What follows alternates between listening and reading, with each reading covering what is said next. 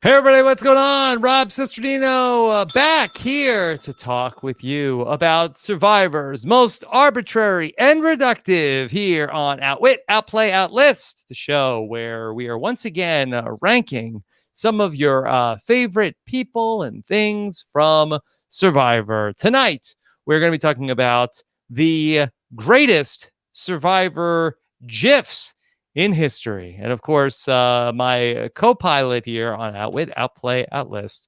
Give it up for Mike Bloom. You know, Rob, I was thinking about how we sort of remedy the whole GIF versus GIF debate for the sake of the Survivor parallelism. Should we just call them GIFs tonight? Yes, that's good. Well done, Mike. I see your Full Bloom Studios sign placed and ready to go for the first time. Congratulations. Thank you. Yeah. So for those that might not know, my extraordinary wife, Angela Bloom, for a very early anniversary gift. Our anniversary is not for another month, but she was able to find somebody who had this, who was able to make a metalwork sign for Full Bloom Studios, officially the studio title now, I suppose, of me. So now we hung it up prominently so that no matter where I am or what I'm talking about, Full Bloom is always at my back. Okay. All right. So let's welcome in a man who is occasionally Full Bloom himself. We're talking about social media. So we need to bring in the king of Twitter. Here he is, Chappell. Hello. Yes.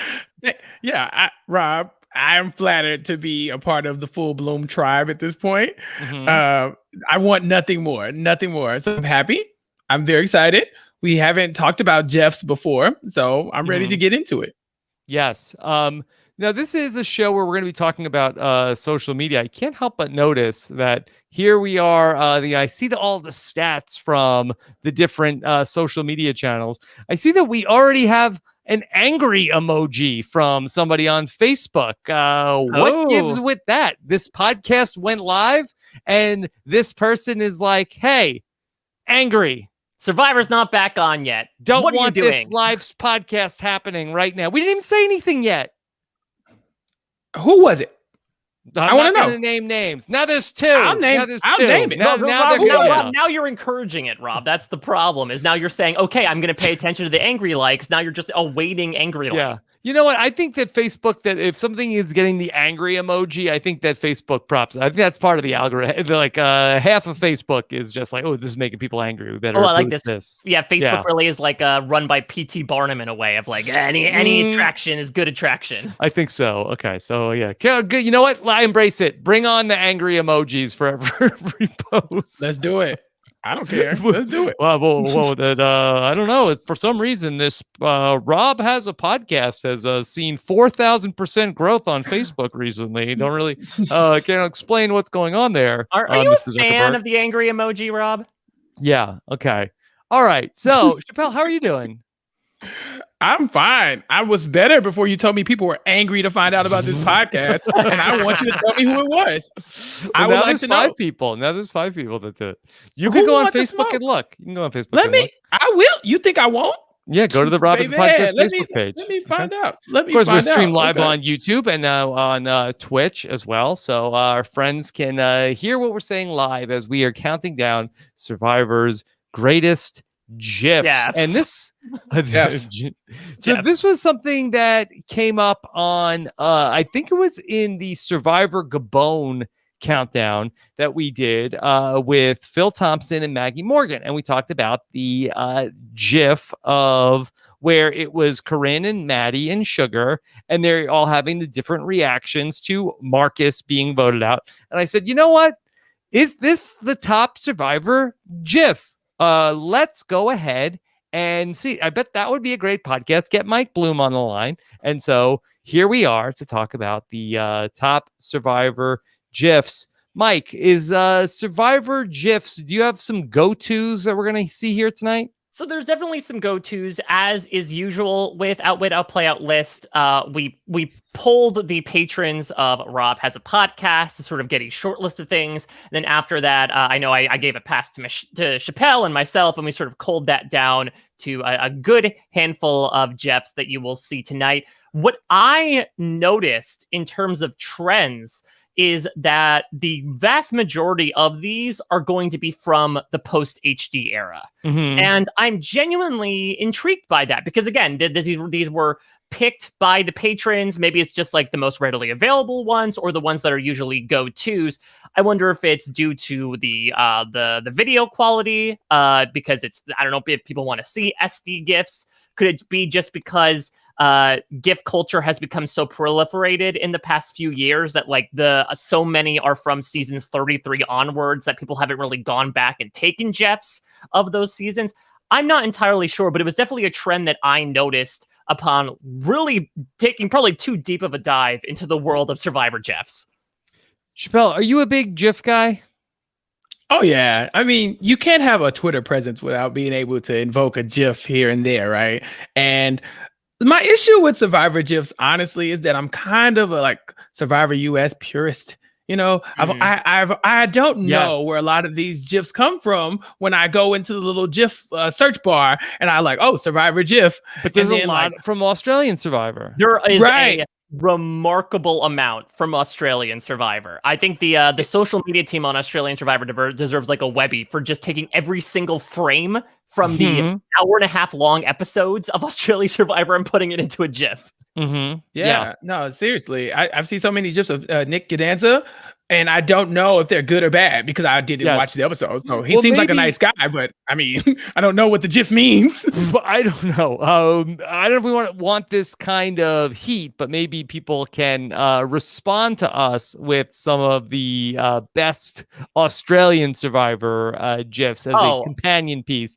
We are focused on US Survivor only here tonight. But Australian Survivor begins and ends with the charades challenge. That's all you need to know.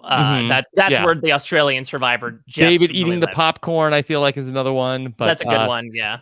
So I think that this is an interesting challenge for us here tonight because we're talking about the most iconic Survivor GIFs, but then we're also talking about their usage. And I think that does something that is a memorable Survivor moment, but I can't use it that much. I think we're going to have some interesting criteria, Chappell. Yeah. I mean, I was looking over the ones that we had, and like Mike was saying, man, most of them come from, post HD era. And some of my best Survivor moments are from like the pre-HD era, the things that make it so nostalgic and the things that we look back on fondly. I mean, not to spoil the list for it all, but Sandra getting up and saying, "I can get loud too." That's a good GIF. It's kind of blurry, and so and it's not easily accessible on Twitter and in other platforms. I'm sure you could really search it if you want to, but it's harder to find. So I'm interested to see which ones are more accessible, which ones are more used, and which ones we can kind of tie to a moment in Survivor that make it matter a lot more. So that's the interesting thing as well, is that, I think some of these that we're going to be talking about have broken out of the show, have sort of become the Survivor version of the 2 Devon GIFs, the one of pretends to be shocked and then her heading out the door, right? Yeah. It is proven that those reality TV moments, just due to its viral activity, have broken into the mainstream culture. And there's a couple of those times in Survivor, but I know that we sort of come up with the criteria as we go along, but I do feel like a big part of it, no matter what, is going to be applicability. Right, to your point, Rob, there are certainly big moments of Survivor. You can't necessarily be like, oh, I'm going to use snakes and rats on a daily basis when it comes to situations. It has to be something that is a reaction or a moment that can apply to a lot of different things. So I think there's a lot of different parts to this. So we'll have some fun going through all this. Of course, Wednesday night, we'll be back with the 21st best season of Survivor, talking about Survivor Africa, or Africa, as Frank Garrison once said. And we'll be joined by Haley Strong and Lindsay Wilson. I am very much looking forward to this for a lot of reasons. I've been enjoying watching Survivor Africa. And then after this, Chappell, I'm halfway home, baby. Yeah, you 20 did. down, 20 to go. Yes. You got any big predictions for the next 20? I think it's going to be most of the good ones, I think. I think that's fair to say. Fair to say. So, I want to know how many people are complaining now. Like, we're at the top half. Is anything too low at this point? You know, like, is anything like, oh, well, it's too low. It made the top half. We should be happy, right? Yeah. You know, participation trophies all around. So, after this week, I will have watched the worst 20 seasons of Survivor so far this year. The least best 20. The least best 20, Rob. Things are looking up. I get to watch the 20 best Survivor seasons. You got through vegetables. Now you have nothing but dessert. Yep. Okay. All right, Mike, normally we go in chronological order for these lists, but how are we going to attack the list of GIFs? Completely randomly. The only rule that I sort of set for us is that I sort of set a hard limit of really one notable GIF per contestant. There will be one exception, which we'll get into. But look, we could do an entire Outwit, Outplay, OutLIST of Sandra Diaz wine GIFs as an example. Yeah, I wanted to bring a little bit of variety here. So apologies if we don't, get your favorite GIF of that particular contestant. Save it for the sequel, but that sort of is the hard and fast rule that we narrowed things down to. And by the way, we, of course, are on YouTube streaming, also notably Facebook, where there are angry emojis, and Twitch. Those angry emotes in the chats, people. If you want to follow us along with the visual, you can go ahead and go to the post on robhaswebsite.com if you're listening to the podcast version of the show. All right? Yeah, sounds good. You know what, you guys, like Mike was saying, there's so many GIFs out there. There's 40 seasons of television. There's countless hours of footage of these people. We're not going to get all your favorites because we just don't want to take all your time. So before you come at us because your favorite GIF is not on there, bro, I know. We got it. We can only do so much. So don't worry. Yeah. Okay. Maybe next time. All right. And you could simply just reply to us and share the one you like. That's it. Yeah, that's a good one. That's a good one. Okay. All right. Yeah. Mike, start us off. I mean, let's start things off with a roll. Literally, we are going to one of the more comical sites in Survivor history. We are going to Survivor Worlds Apart during the infamous reward challenge where they had to use barrels and beams to transport themselves across the lane. And some people decided to pull a Sierra Dawn Thomas, quite literally, and roll themselves across. Now, here is the fun of this podcast, is this is an audio medium, except for those that are watching. So one of the delights we get to partake in is trying to describe said GIFs to the audience that might be listening along. So I will describe the action. Chappell, could you give us if we were going to, could you use the sentence in a word? Could you give us a tweet that would be appropriate to use to send with this image? So let me for the people at home, this is from Survivor Worlds Apart, barrel rolling challenge. At the very end, this team of 4 of Mike, Sierra, Rodney, and Shireen make a last dash to the finish line to race barrels across, and they are balancing and moving forward on wobbly barrels with Sierra Dawn Thomas leading the charge. Can we first just say that this is the dumbest thing these people could have done in this situation? I think they were about to lose. Like it is a Hail Mary in every sense of the word. Yeah, the other team was like 10 seconds away from finishing. They're like, all right, let's just gun it. In the Amazon when you're like, let's swim. No, actually, let's go back and get the boat. Like that's exactly what this is. Like aren't there piranhas in this water? Yeah, let's go back and get the boat. Let's go back and get the boat. Yeah. This was a problem from jump. If I was going to tweet this GIF out, it would probably be something like, me and my friends leaving bottomless mimosas at 5 p.m. effed up.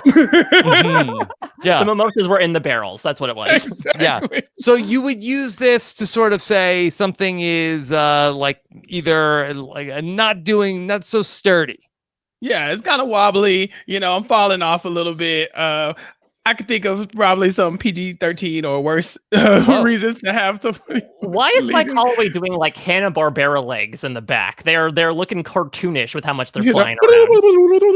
Like the little running sound, like the Flintstones. He's trying to get the car to go, but you got to wind up first. So I think that this GIF, like it's like going for 2 seconds and then going backwards for 2 seconds. So like, you know, they don't all work like that. Yeah, I mean, that's the other thing as well, is I don't know if this is the preeminent version of the GIF. I tried to like find the official version, so apologies if it's not the right one that you're used to. But yeah, this one's a looped version, it seems like, where you go forwards and backwards in time, which is just even more damning, right? You try to go for this latch stitch effort, but you just end up taking one roll forward and 2 rolls back. So to me, I feel like I would struggle to have a good usage for this one. I don't think I've ever used this GIF.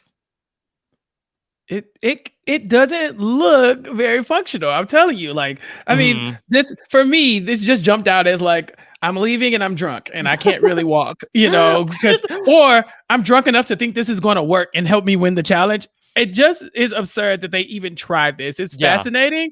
Shireen is my favorite. I'm looking now, and she's 2 seconds away from just eating it and just falling. No, Chappell, my favorite has to be Rodney here because dude is just shaking back and forth. There is zero movement going on. I mean, he's moving laterally. What did they think was gonna happen? And Sierra Dawn Thomas is a barrel racer, right? Like she does like I don't think that's rodeo. This, that's not what that means. Unless she's a rodeo clown. It's not. That's what's like, what, ma'am, in your experience with barrels, have you ever thought to travel on one like this? Yeah. I don't think so. Save a horse, ride a barrel. Okay. So then also, do I need to know the context of Survivor Worlds Apart of what was happening here to have any utility for this GIF? Say, for instance, like I am somebody who is using the Devon meme. I don't need to have known the circumstances of Big Brother 18 to understand what's going on there. Is this really baked into sort of like knowing this season? I mean, the visual kind of speaks for itself, right? I mean, this is also from a challenge. It's not. Would you even know these are survivors if you were just showing up with this? It's like, what is this? Yeah, no, it just looks like a bunch of homeless people riding barrels for fun.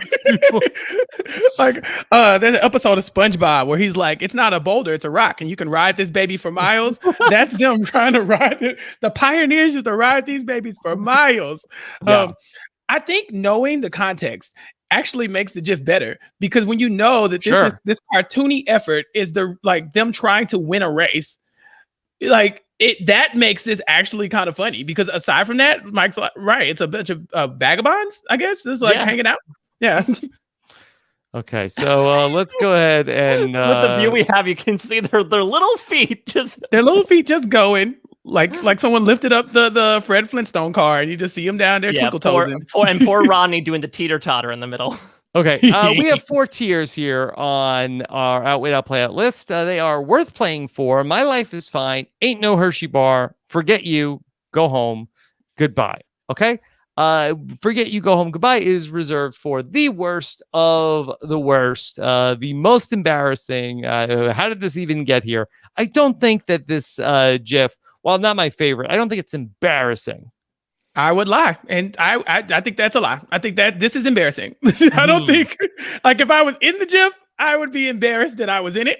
But you're right. Like, as a GIF, it's not an embarrassing GIF. It's just an embarrassing place to be seen. Sure. To be fair, Chappell, if you were in this GIF, you would be in Survivor Worlds Apart. So I think you would have a reason to be ashamed. Yeah, for sure. Definitely embarrassed. Okay. I think it's Ain't No Hershey Bar to start. There's nothing right now that is making it come across to me as like bottom of the barrel, for lack of a better term. But I think that once we sort of talk through more, if the overall quality ends up pushing this lower, I'm totally fine with that too. Okay. Yeah, the cream will rise to the top of the barrel. These people will sink to the bottom for sure. Mike, so what is our next GIF that we're going to talk about? All right, so let's stick with challenges, but I think we're going to go to one that is a little more widely used, at least from what I see. We are going to an out-and-about Survivor queen. This is Angelina in Survivor David versus Goliath. This is during one of the individual challenges where she is attempting to make her way across a tightrope using ropes, and she is having a hell of a time. Okay, all right. So I don't even think we need a better description than that. I feel like that the night that this aired, I saw it on TV. I was like, oh, that's a GIF. Yeah, you're not going to like the Leonardo DiCaprio meme. Yes, exactly. Like there it is. Yeah, yeah. That's it. That's it. Angelina is great TV. She was great, and she's going to be a great GIF all the time, right? Like someone like Davey Rickenbacker isn't giving us that kind of content at all. You know, like you're not going to get a good GIF like this from a Davey. This is like Angelina's. This is why she does well in the game. She's good TV. She's like, this is good. Look how hard she's trying. You can tell she's putting her all into this. You just don't get this from someone like as so as like a Davey, you know? We should also know Davey's in the chat. I think for those that are not necessarily in on what's going on right now. I had no embarrassing for you, Chappell. Davey was in the chat while you were saying those things. Wow, I'm so embarrassed. It's like I'm trying to like roll across some barrels to the finish line. Who knew? The most applicable thing I've seen for this is, like me trying to do my homework while catching up on Big Brother or something like that. Like when you're trying to keep too many things balanced at the same time. Well, Chappell, do you have a tweet that would be applicable for Angelina?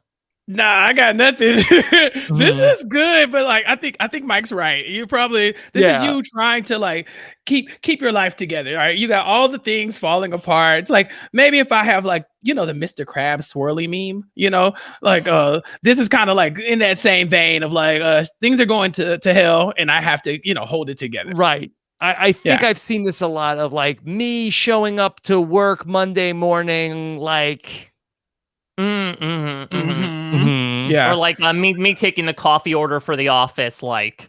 Yeah, there's a lot of things going on. I am not pulling it off. Yeah, that was definitely me Friday when I was taking over the RHP Instagram after a week of vacation and trying to work at the same time while doing 2 podcasts on the clock. So it was a busy day. I feel Angelina's pain. This is me trying to keep up a podcast schedule and move at the same time. Oh yeah, very relatable in that regard. While raising 2 kids. Yeah. Yeah. All right. This is a great one. Where should it go is the question. So let's see about Angelina trying to make her way onto the list. Certainly better than barrel racing, right? Definitely above the barrel line. I mean, listen, I know I often do this a lot, but let me shoot my shot here. Let me grab for that rope. Let's put it in the top tier. Okay. Hey. Some random in the chat, Rickenbacker, he said that if you search reach on Twitter, this one's popping up, like it's in the top results. And so like if you are that iconic to where just one word that has nothing to do with Survivor gets you in the running, I think we got to move you up. Are we going for SEO, Mike, where that if there is one phrase that it is at the top of if you search for it? I mean, listen, I think notoriety certainly has to play into it, right? I mean, the fact that it's become that popular, we can't not discount. I mean, we can't discount that just because it's already proven that it's a popular meme. If we're talking about applicability, it is already proven it is applicable. Okay. All right. Mike, let's look at our third GIF on our list here today and tell us about it. All right, so we are sticking with the 30s here, as we will for a lot of these. We are going from one Survivor queen to another.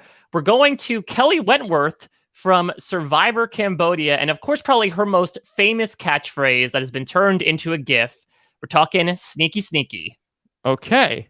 There you go. Kelly Wentworth with the old sneaky, sneaky Kelly Wentworth. Sneaky, sneaky. Okay. Yes.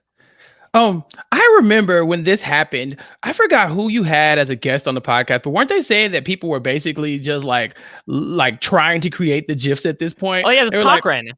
Yeah, Cochran said people like the survivors are out there trying to make a GIF of themselves. So sneaky, or when she did the kicking Andrew Savage under the bus, like look at Kelly out here like playing to the GIF. And so this has to be in the conversation because it was literally in the conversation.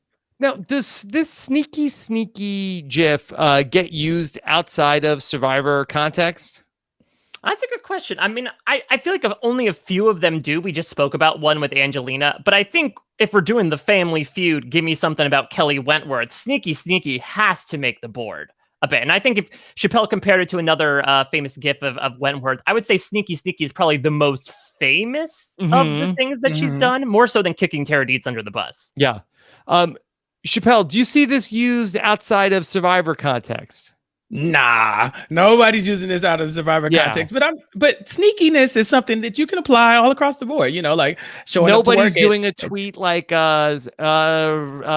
cheating on my spouse right now. Well, I hope nobody's tweeting about that in the first place. Nobody's going like, "Whoa, better tweet about my infidelity." We love tweeting about infidelity. I think that you'd be hard pressed. It's so obvious. I think that's the problem with it, right? Like it's clearly her being sneaky, but then the caption also says sneaky. Like it doesn't really work without the caption. If you didn't have the caption, you could almost apply it to other things. But it's kind of like the whole moment is the sneaky quote, and I think that does take away from it a little bit, because if you're being sneaky, you don't really want to tweet about it or post about it, Chappell, I think you're right. I don't know if that there are other versions of this without the words on it, but is this a GIF or a meme? That's a good point. I mean, I feel like they could sort of be one and the same a bit. Maybe it's sort of rectangles and squares, I think, where, all GIFs might be used as memes, but not all memes are GIFs. And so I think that maybe in this manner, the other thing as well is that like, the body language is not necessarily there, right? Like I do feel like with those other two, there's a physicalization that doesn't require a subtitle. This maybe does, where Kelly is sort of doing her maniacal, rubbing her hands together. But I feel like if you're getting into sneakier, physicalizations, that we've seen other examples from Survivor history that might do a better job of almost miming sneakery. I mean, the sound clip is golden. We used it a ton. That I think that it's definitely like if you love Kelly Wentworth, this is a great meme. I just don't know if in terms of like the utility, where am I using this sneaky GIF? I mean, maybe ironically, like if you're not being so sneaky, but someone calls you out on something, you can use it. But I mean, that's a stretch. It's just not something that I'm reaching for that often. And I love Kelly Wentworth, but I mean, as a GIF, when are we using this one? I think it'd be better as a meme. Honestly, yeah, it's fine. I'll put it like this: it's fine, but I just don't know in application how often it's coming up. Yeah, just used an expired coupon at the supermarket. Oh, I like that. Or like sneaky. Yeah, told my mom I was sleeping over at Brenda's house when we're going in the movies. Sneaky. I'm not gonna pile on because it's the criminal activity. Like, yeah. Like, all right. Using the self-checkout lane. No, I'm kidding.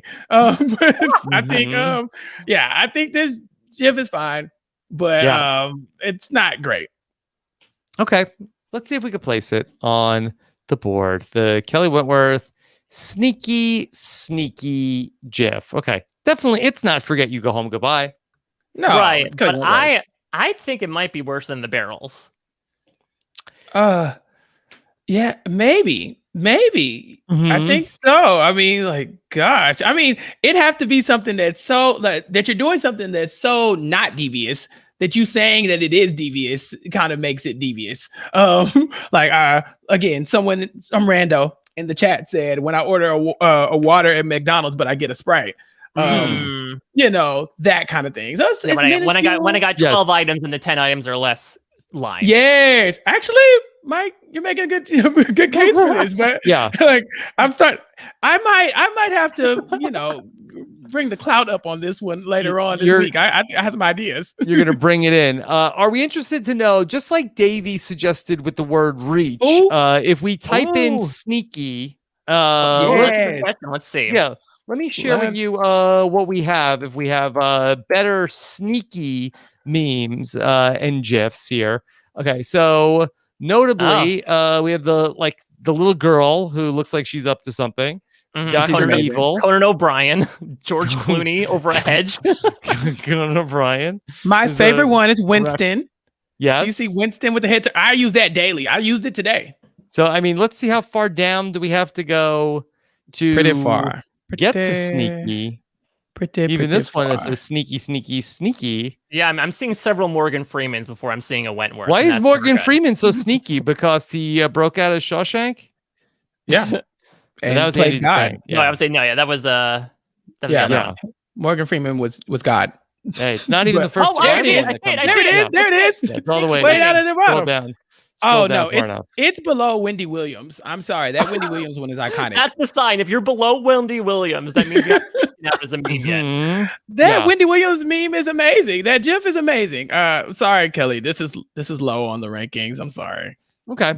So, no offense to Kelly Wentworth, but it's just not too high on our power rankings so far. Yeah, it's not sticking its way on anywhere above Ain't No Hershey Bar at this point. Okay. All right. Mike, what comes next? Well, we saw Kelly Wentworth take a hard fall into the rankings. Let's watch someone take another hard fall. We're going back. This is one of our rare pre-HD GIFs. We're going to Survivor Fiji, and this is Lisi Takes a Tumble. All right, here is Lisi taking a dive. This comes from the matching challenge. She walks off the platform. She's too busy looking at one of the other puzzle pieces where she's going to go, and then just eats it. Yeah, and Chappell, do you have a tweet for this? No. This is funny though. I like that it's Lisi falling down. She wasn't great in Fiji for me, and so that's always fun. But I mean, how often do I talk about falling down? Maybe if I'm like really tired from a long day of work, I'm like, oh, Friday afternoons be like this, or something of that nature. If I found out my kid's dad is not the father on Mari, this would probably be something I would use as well. Yeah, but I don't know. Or something like when the person behind you like steps on the back of your shoe. When someone hits you with the shopping cart and Walmart, it's your heel. Chappell, just to go back to in that other scenario, you're live tweeting a Maury Povich episode. Yeah, why'd you have to go back to that? I just thought that I'm just saying, a lot of people live tweeting Maury. There are just moments in Maury where people will, find out that the paternity test did not go the way they wanted, and they take off running down the hallway and they fall and have their crying moment on the couch. This like, gives you me are not the vibes. father, and then Lisi meme. Yeah, this is giving me paternity test realness. And so, yeah. Well, this is interesting because Lisi in this case was running towards something. What you're implying is this is when you're running away from something and you trip. Yes. That's exactly what I'm implying. How about like me trying to get to the weekend? Ooh, I like that. Mm-hmm. Yeah. And it's Tuesday. No, that's a good one. Yeah. Blah. Okay. Yeah. I feel like there could be like a 2020 applicability for each one of these, right? Like me trying to get through 2020, and like Angelina can be like me trying to get to the end of 2020. Like I feel like there is a 2020 rationale for each and every one of these. That's the sign of a good gift. Maybe that's the 20. Use this in the context of 2020. 2020. Chappell, could you give us the 2020 tweet for sneaky? Yeah, wearing sweatpants while I'm on my Zoom meeting. Oh, that's amazing. Yes. Because it's my real life. I refuse to wear hard pants ever again. Soft pants me for life. Okay. All right. So Lisi, taking a dive. Let's see if we can place this one on the countdown. All right. So probably better than Forget You Go Home Goodbye. Of these three so far, it ain't no Hershey bar. Does it belong here? If it does, I think it's at the top of those. If I it's agree. there. I would say either that or In My Life is fine. Because I think if we're talking about the image itself, I think it's funny. I think it's very physical. Like the image speaks for itself. You don't need to know Survivor to laugh at someone falling on their face. Yeah. Nobody's like, oh, is that Lisi? Yeah, it's just boom, somebody's falling down. We got it. Yeah, but it's incredibly comical. Like the little cartoon puff of dust that comes up as well. Of course, it's not in the file that we have right here, but in actual reality, she pauses on the ground for a few seconds to be like, "Wait, is she dead? Like, did she really take that hard of a fall?" So it's like we talked about with the barrels. Like the context almost makes it even funnier than the way it is right now. Okay. Yeah. My life is fine. My life is fine. Do it. Yeah. I think it's a tier above the barrels and sneaky because I think it has viability as well. This is one that I've certainly seen go around of falling flat on your face. I think it has more applicability than rolling barrels or sneaky. Okay. Mm-hmm. All right. So Lisi, welcome to My Life is Fine. All right. Mike, what do you got next? Let's stay in Fiji, actually. Let's touch upon another one here. This is one that I saw starting to make the rounds all the way back in 2007 in Survivor Sucks when this first aired.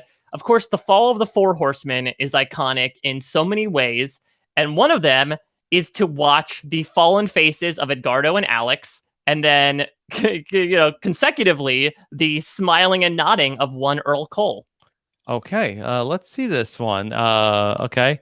Sad, happy Earl. Okay. Yes. Yep. So this is a little bit of a different take on the Maddie Sugar Corinne. We have sad Edgardo, sad Alex, very happy, stroking the beard Earl.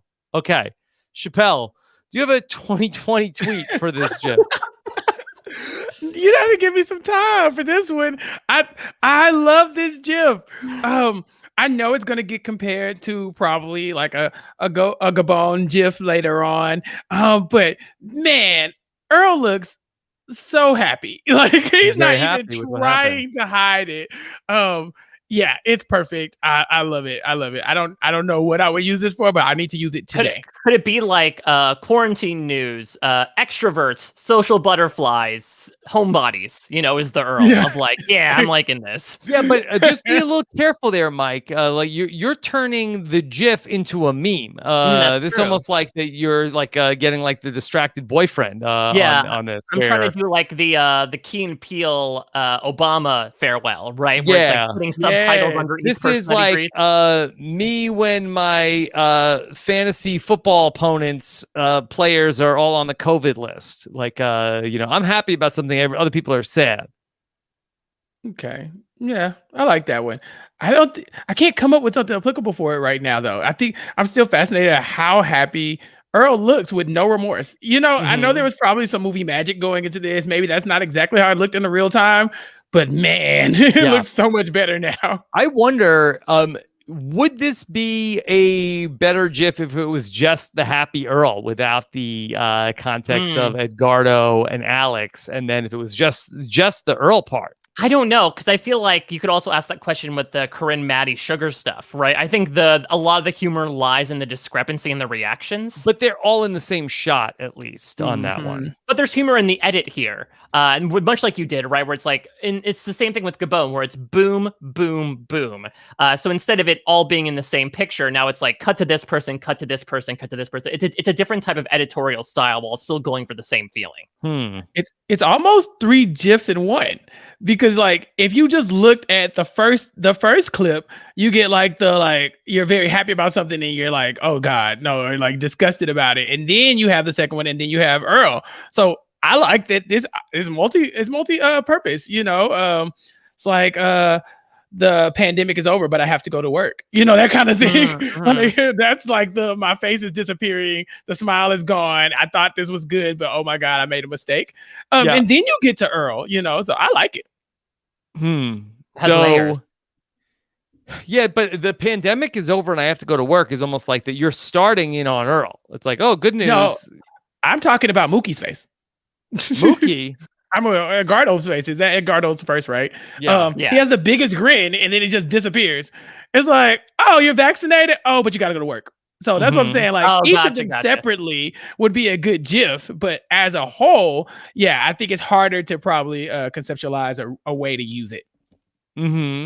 Yeah. Yeah, it's like 1 out of 3. Something good has happened. I think it's this one. The utility here is the issue.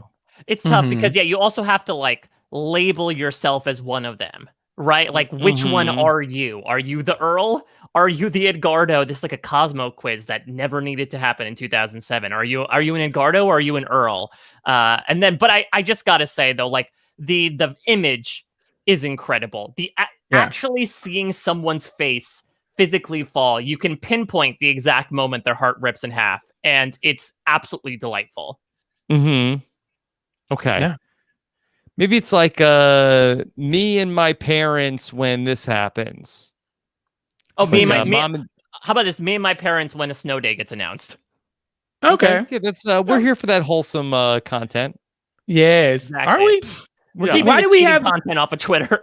Why did we have the full bloom sign made if we were going to keep it wholesome? What y'all lied to me about how I got here? What is this?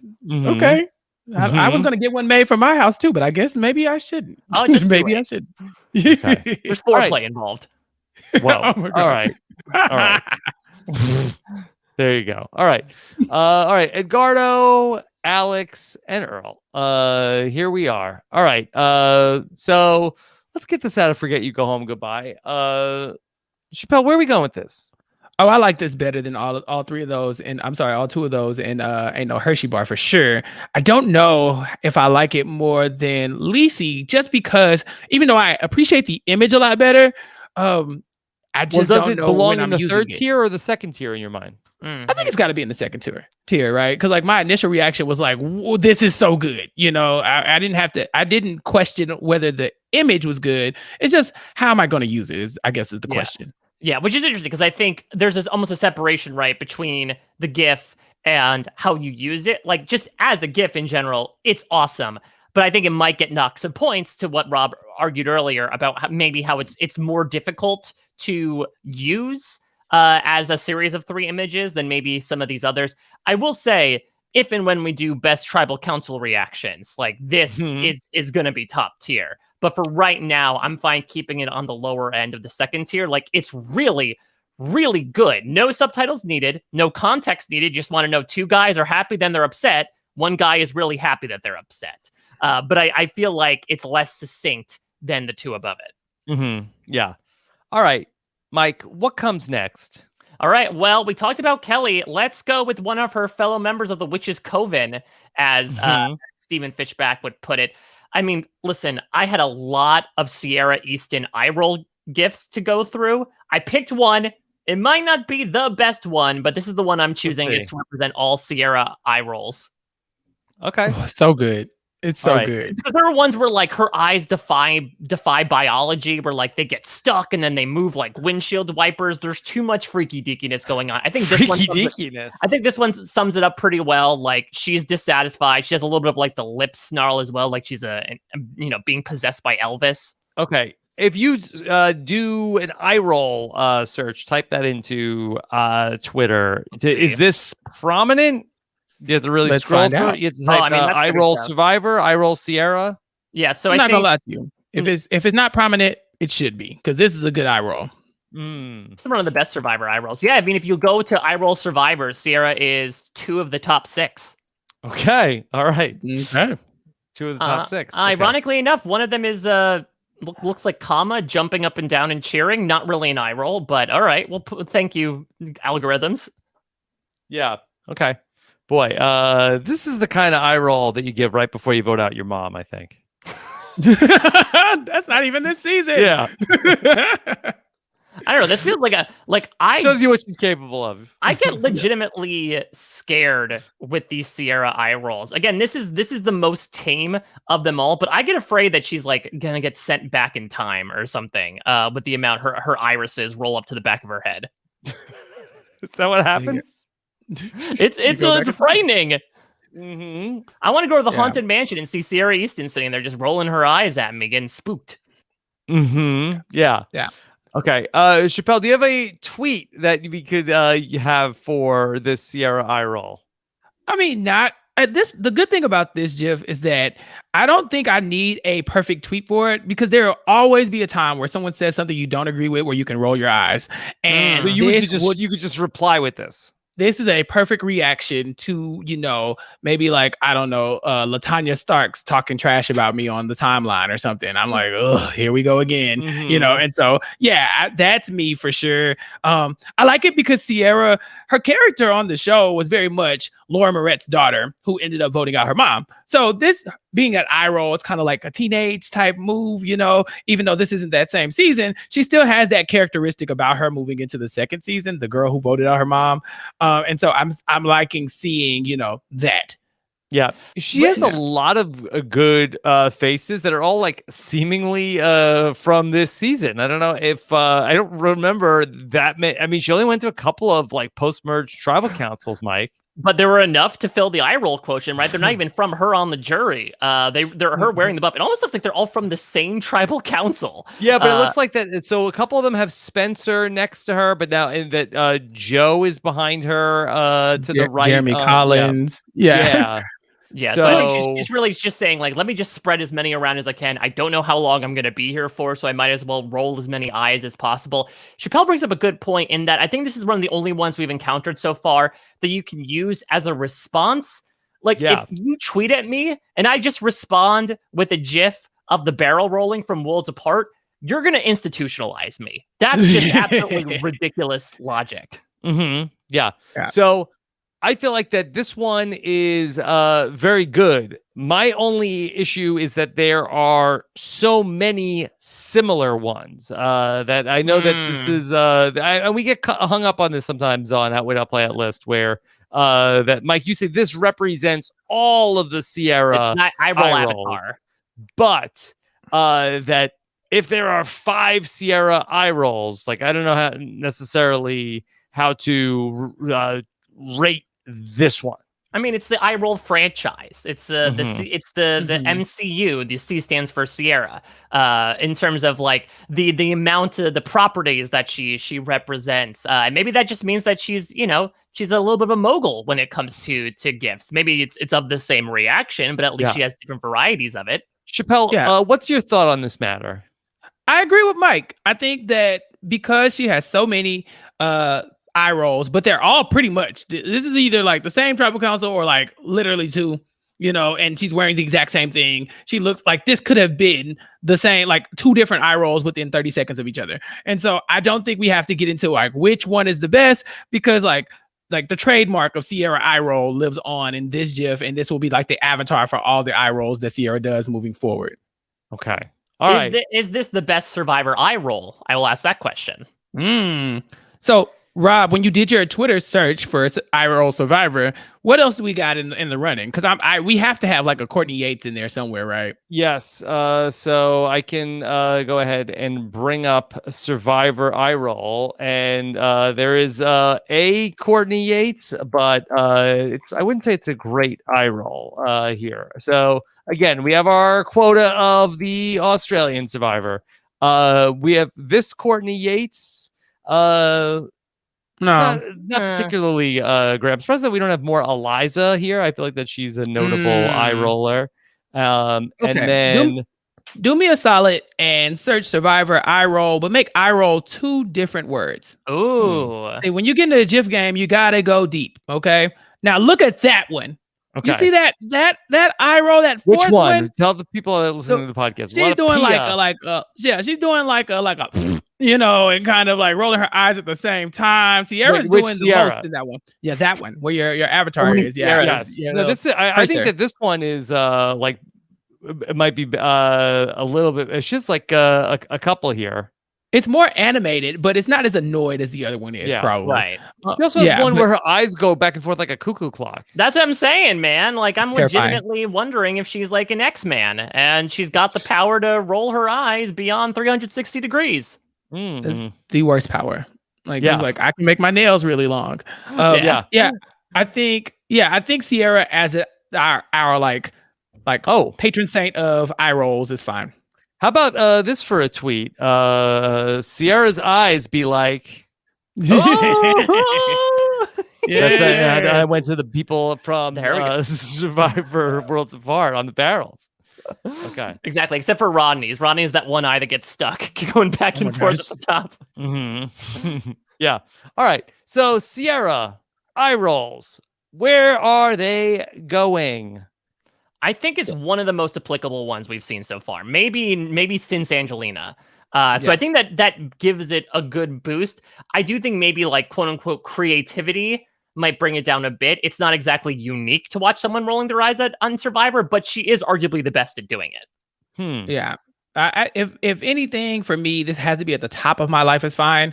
At the very least, I would be fine with moving it towards playing for if you guys wanted to. But just because this is our like Survivor eye roller, and it's something that I could use right now. You know, just if someone says something to me and I just don't feel like even responding, I might just do that. Maybe if the Renat bot tweets at me or something, I might do that because Lord knows whatever you tweet back to it, it's just going to keep talking to you. And so, yeah, I'm fine with it being that high up, if not higher. Yeah. I'm fine keeping it for now. What's the etiquette on using a Survivor GIF back on a Survivor? Hypothetically, what if Sierra Easton said something that was worthy of an eye roll? So if it's back to their own, can you boomerang them? I think you can. I think that makes sense because it's almost saying like, you put this content out there, allow me to dish it back to you. I think where you get into sticky waters is if like you use their worst enemy against them. Right. What exactly are sticky waters? You know, that old sticky water that you're treading in. Don't we all drink sticky water? Or is it just in New Jersey that we have a lot of sticky water? I avoid drinking sticky water if possible.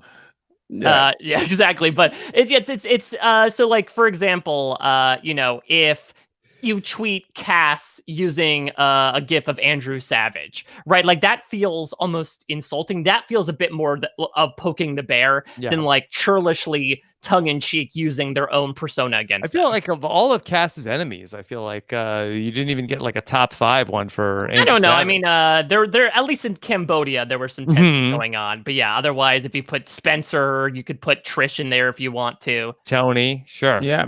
And if you're coming for Andrew Savage, you could use this one because I'm sure Sierra's rolling her eyes at that exact alliance, you know? Yeah. Or do sneaky back to Andrew Savage. That too. That's really the purpose of this podcast is to stockpile a bunch of GIFs we can use in response to Andrew Savage. Right. Yeah. Or just all survivors in general. I think Boston Rob tweeted out today that a bird had defecated on him. And I want to say Jordan Kalish responded like, these birds are getting the best of me. And I was like, oh, Jordan Kalish, he's going to be annoyed at that. Hey. So if that was a GIF, it would have been hilarious. Okay. Yeah. All right. Mike, talk about what is next. Frankly, it was tough to pick just one Aubry Bracco GIF because this is someone who is full of a very lively, quirky energy and has so much going on over her 3 seasons of Survivor. For the purposes of this podcast, I focused on one, which is one of my favorite Survivor GIFs. It is Aubry's dancing when she is, I don't know, hopped up on Goofy Juice or something in Survivor Co. Wrong. Hopped up on Goofy Juice. I don't remember the context. Maybe there was some Goof Juice involved. Goof Juice and sticky water. Yeah. That's the flavor of sticky water. Yeah. What's the Goof Juice got me like and the first one as well. Back to the barrel home from a night of Goof Juice with the boys. Yeah. Me after a Goof Juice lunch at work.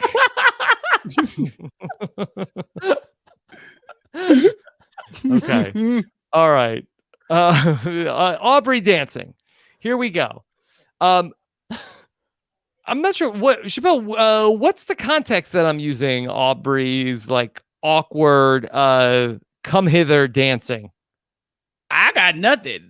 She's giving me like Elaine from Seinfeld. Like she's doing a lot right now and not a lot. She's like pulling me in a little bit. Yeah. What if it's like my Tinder bio in a nutshell? I hope not. I mean, do you guys remember this moment from the season? Because I have no clue why this came up. Well, Aubry was the queen of the B-roll. I feel like it was one of those moments where like it just randomly cut to her, right? That's in Survivor Game Changers. That's when she had her hair all floofed up above her. Like it would just randomly cut to Aubry doing something. So I mean, she had a lot. She had coleslaw. She had egg. Which also you struggle with the utility of the coleslaw GIF. Yeah, that's the thing, is that coleslaw is a gray moment for Aubry, but I can't think of many opportunities where you're going to respond to something by saying coleslaw. Coleslaw. Beyonce. No, yeah. I bet it's the number one coleslaw GIF, though. I bet it's not. Let's find see. out. Now let's see. Let's see. Let me look it up. Coleslaw, one word or 2 words? Coleslaw is one word, and I believe. But I'm asking Chappell the. Oh, that's true. Is the plural coleslaw? So Aubry is number 4 on 2 words. Oh, does Earl make it on there because it's Cole's Law? No, coleslaw. No, she's the 4th. She's the 4th behind. It looks like 2 very similar GIFs of like fish and chips, and then somebody earnestly tossing coleslaw. Oh, she's right above the anthropomorphized coleslaw, dancing back and forth. Good job, Aubry. Okay, so top 4 coleslaw, but here I'm pretty anti coleslaw in general, you guys. It's not my fave, but so I'm glad we went with this one, but I just can't figure out a way to make this one work. Where are we going to use it? Yeah. Somebody, I feel like she's like trying to coax somebody to come out to the dance floor. You're seeing a lot of seduction in this dance, Rob. Yeah. I am not. Maybe I'm going more wholesome. Again, I'm more so seeing like, look at me. I'm the aunt at the wedding. Come on, Brandon, get on the floor. Yeah. I feel like she's like, come on, join me on the dance floor. But not like, come on, join me on the dance floor. Like, no, come on, kids. I had my cake. I'm ready to dance to Uptown Funk. I have to go with Mike on this one. It's not like come hither. It's more like, hey, you guys, come with, and it doesn't. It's not making me want to go there. You know, okay. I'm not giving it. Whatever she's selling, I'm not buying it. Sorry. All right, let's see. Aubry. Aubry, is this our first forget you go home goodbye? Ooh, that's a good question. Wow, you want to bin it? I mean. We can't figure out a tweet for this. We can't use it. We can't use it. It's the only tweet I can come up with is mood. You know, like, and that could just be anything. Like my mood right now, and it's just Aubry just dancing. But I got nothing. I think it's a fun image. I think when I think Survivor dance, I know I personally think of it. I know people might think Happy Dance or Ron Clark, but this is always one that comes to mind for me. Not sure what that says about me, but I can understand the rationale behind this. That maybe, especially compared to some of these other ones, there's not a good reasoning behind it. It's a little obscure, and so I think Aubry Bracco is going to take up the bottom here. All right, yeah. Let's keep going, Mike. Tell us about our next GIF that we're going to talk about. Well, this next one is what Aubry Bracco is going to post in response to us putting her GIF at the bottom of the tier. It's Wendell showing his disapproval. Okay. What was Wendell so disapproving about? Could you give us the Survivor context? I don't remember. I don't know. You watched Survivor Ghost Island more recently than I did. Maybe it was something to do with Donathan. Maybe it was the whole bro thing. Yeah. Yeah. Judging by the hair, and I mean, even though it's covered up and the facial hair, of course, I'm thinking this is later in the season. So I'm not thinking this is a Chris Noble rap moment. I'm thinking this got to be like Donathan when he was losing his stuff, Yeah, so this is maybe Final 6 Tribal Council, perhaps. Yeah, that makes the most sense. I mean, Chris Noble wasn't rapping at Tribal Council. It wasn't like, I think that's where you think, this is Wendell, like having to sit through another one of Chris Noble's raps. But I don't think that happened at a Tribal Council. So, yeah, this might just be where Donathan is talking about, like, well, Dom and Wendell are doing blah, blah, blah, blah, blah. Yeah. So that being said, this is a really simple one, right? Like the Sierra eye roll, it's just a reaction. It's just Wendell closing his eyes, shaking his head, not even in big motions, like in small motions from side to side. Mike, what did you type in to find this? I disapproving Wendell? I think actually like it's disapproving Wendell sounds like a fantastic meme on top of like bad luck Brian. I don't know. I feel like it actually has made its way through the Survivor. Yeah, actually, if you type in Survivor, it is number 9 right now. Really? Yeah. The longer I'm looking at it, it looks like that Wendell fell asleep at tribal council. A little bit. Like Wendell. When you showed up for that 8 a.m. class. Yes. Yeah. So how does this algorithm work? Is it are so many people using them? I mean, this one being kind of like just a reaction GIF makes it probably higher in the rankings. Same thing with Sierra's. A lot of people right? have some bad tweets, Chappell, where it's just like you're just tweeting out Wendell shaking his head. No, this is not. This ain't it. Yeah, that's a good caption for this, or like a no pumpkin no type situation. You know, it's just like you could have kept that. You know, and see that's the thing again. It's not. Oh, I disagree. It's more so like I'm disappointed in you. I think that's where the closed eyes come in as well. It's like I'm not even gonna look at you. That's how much I regard you at this moment. Do better. Yeah, I think this is a good one. Yeah. All right. Let's see. All right. Disapproving Wendell. Here we go. Let's see where we go. And so let's go ahead to... Okay, now he looks asleep, just in the still frame. He does. Okay. All right. Not forget you go home goodbye. Is he better than Ain't No Hershey Bar? See, I feel like this one has a lot of uses. Yeah, so I feel like it has to be. I'm thinking second tier personally. Same.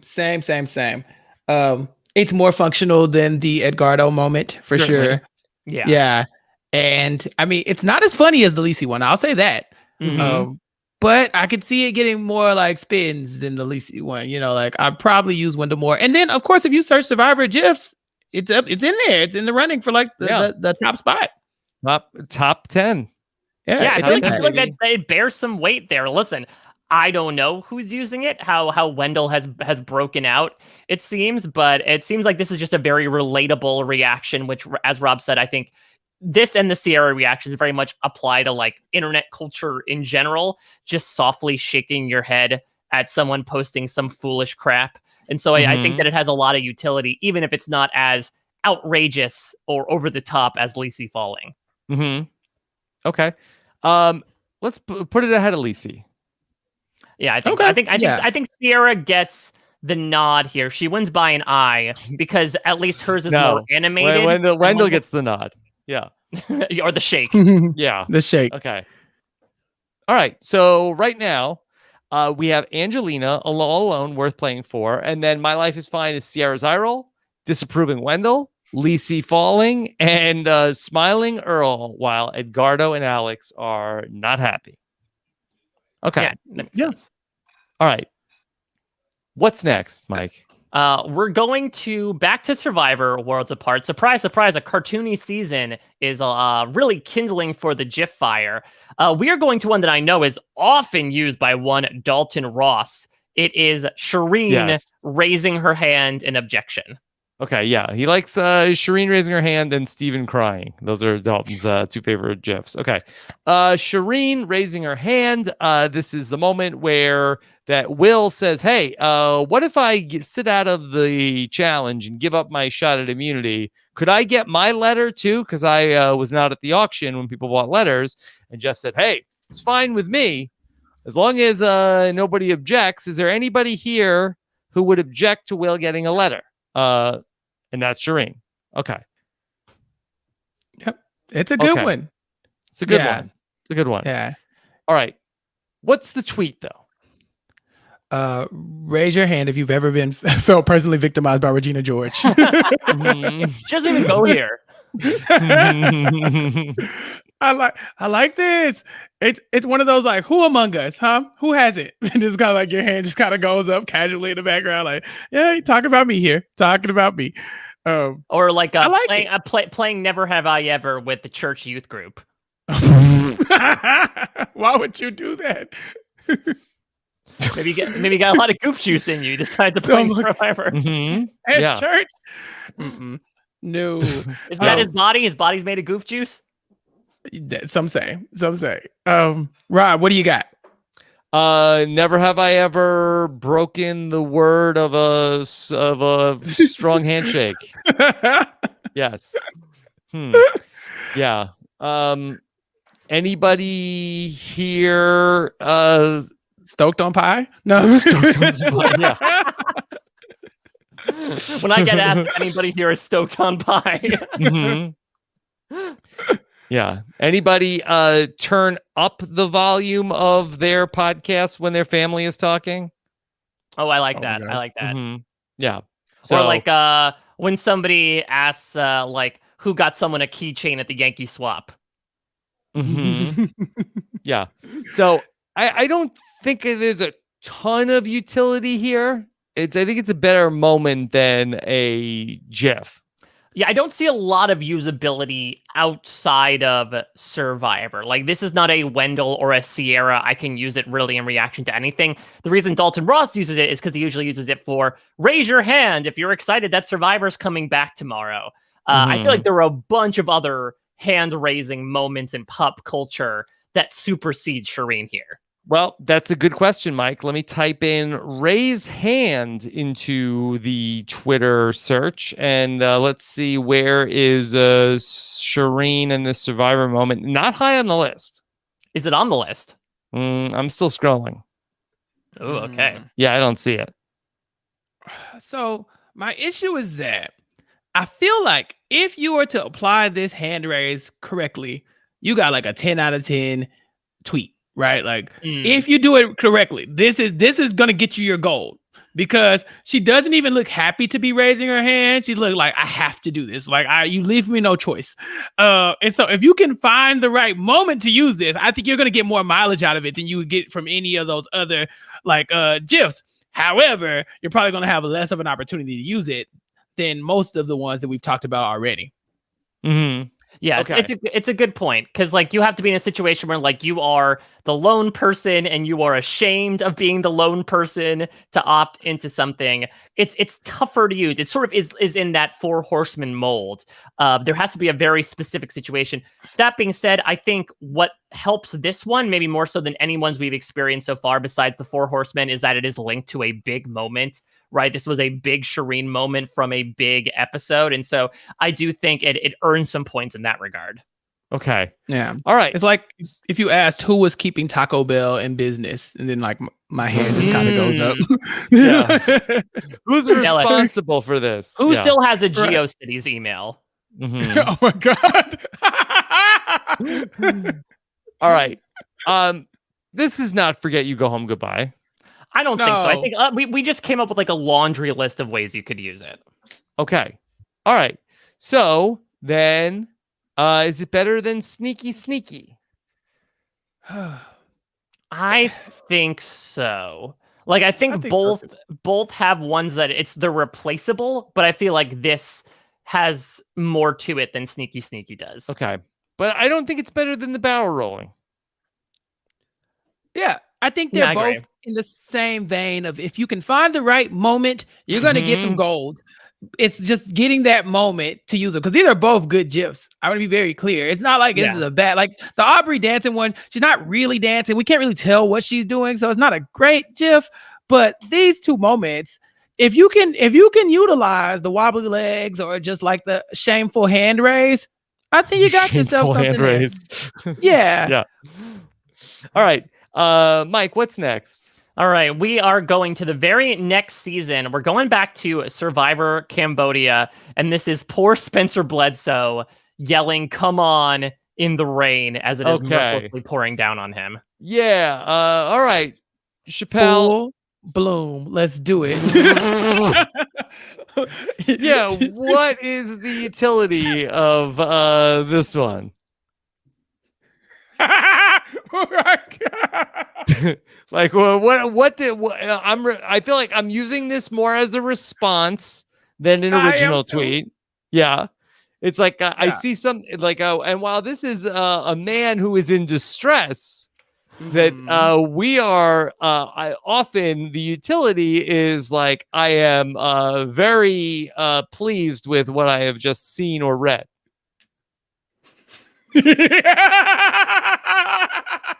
I mean, I'll just say it. when you make that sticky water. Okay. There you go.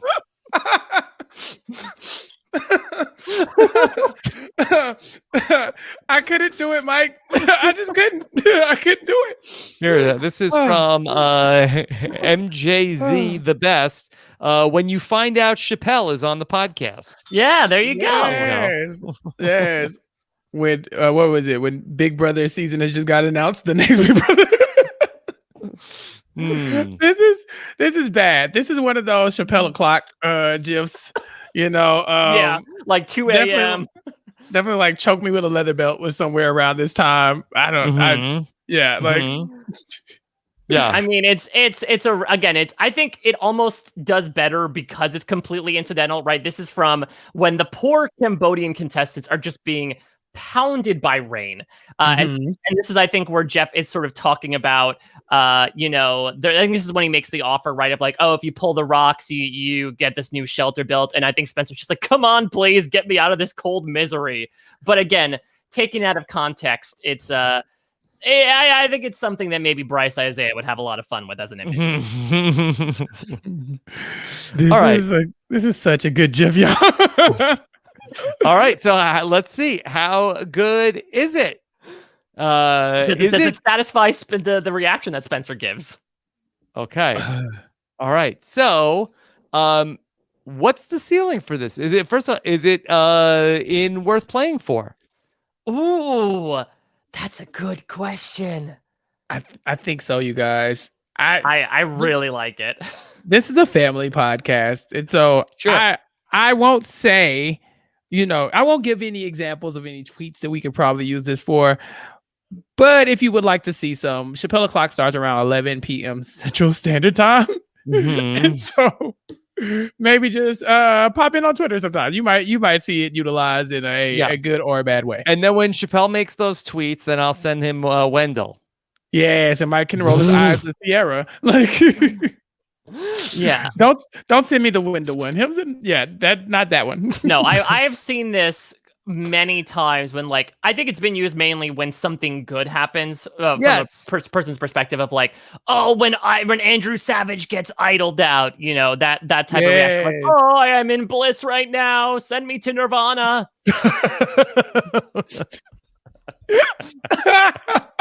Please nobody make a GIF of that. That might go to the soundboard. Wait, did it? Yeah. Didn't Taryn have a reaction like that on Big Brother Canada 9? Like, didn't he? We have a Taryn moment to tie to this. Oh my God! Somebody listening to this. I mean, Taryn had the reverse of this moment where that Taryn was in agony. Yeah, and Taryn also had the Gardo going on too, right? Yes. Like that. Yeah. It was more the audio. Some of these smart listeners, somebody take the Taryn audio and put it on top of the Spencer GIF and send it to me. I just want to see how long it'll take you guys to make that happen. Okay. All right. So this is very interesting. I do think it's a top tier Survivor GIF. Is it better than Angelina? Oh, that's so tough.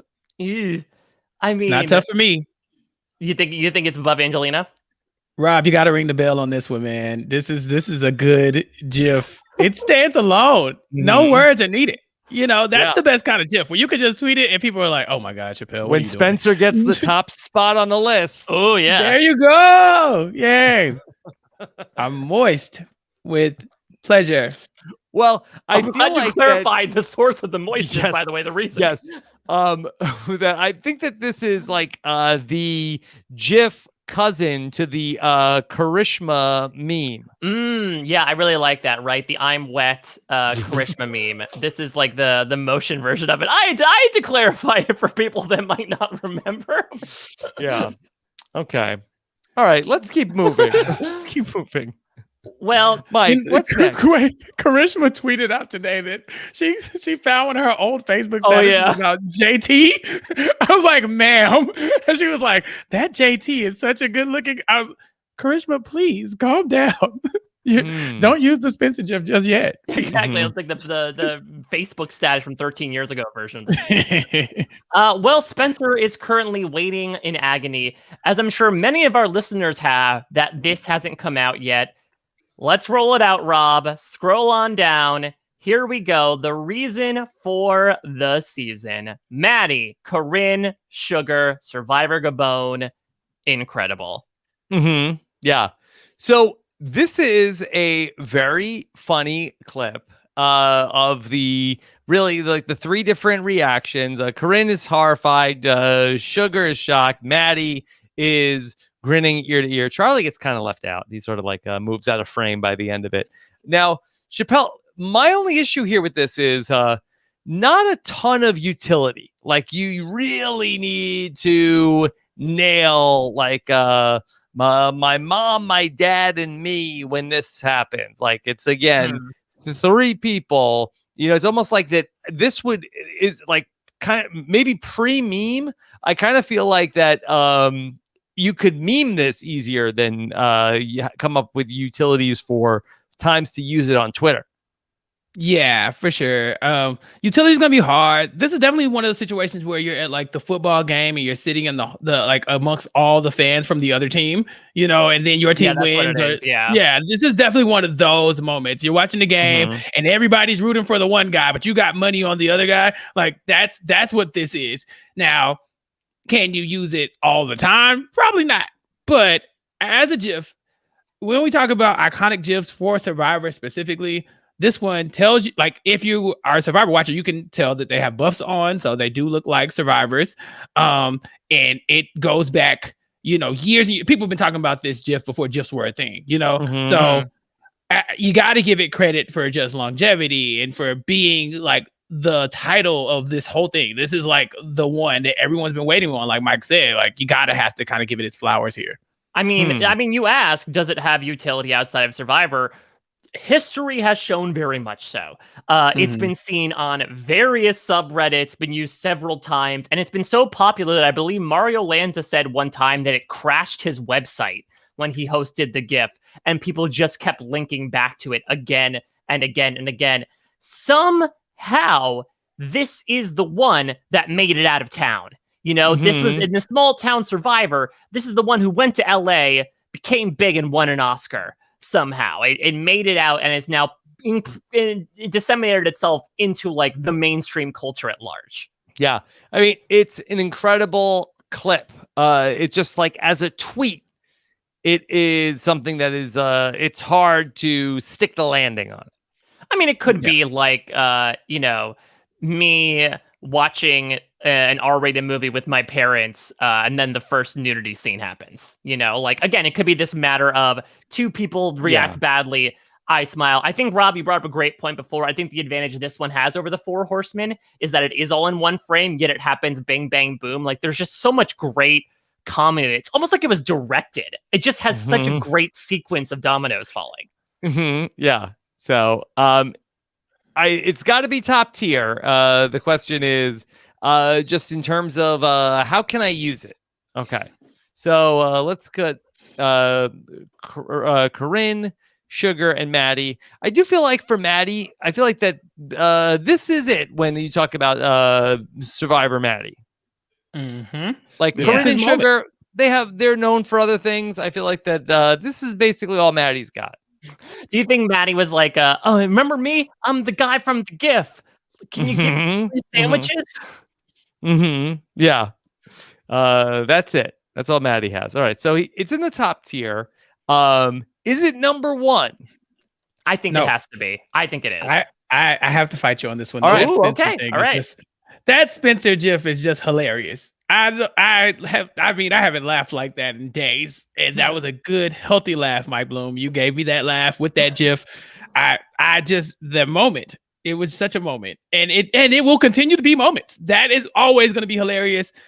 If you can use the Maddie one, it's going to be good and it's recognizable. But is it always going to be? Are you ever going to get hilarious out of it? I just don't know. I feel like, I don't know. I feel like, it might not provide like the lol-worthy reaction, but I just think it's an immaculately done image. And I just feel like if we're talking about applicability, we can come up with as many ideas as we want to, but it's already been proven. It is the most deep-seated GIF in Survivor history. Like, I don't want to necessarily grandfather it in, but I do feel like that holds an insurmountable amount of weight compared to everything else that comes after it. Okay, before Rob breaks the tie, can I just say that we just got in real time a tweet from Dr. Mike Zahalski, and he tweeted the funniest of all time. And if you go look at it, it is Spencer Bledsoe completely soaking wet and going full Dr. Mike in this moment. So, I mean, he's not even watching the podcast right now, you guys. And he look, it's doing the things that need to be done. I'm just saying. Now, Dr. Mike might break the tie one way or the other when it comes to Rob.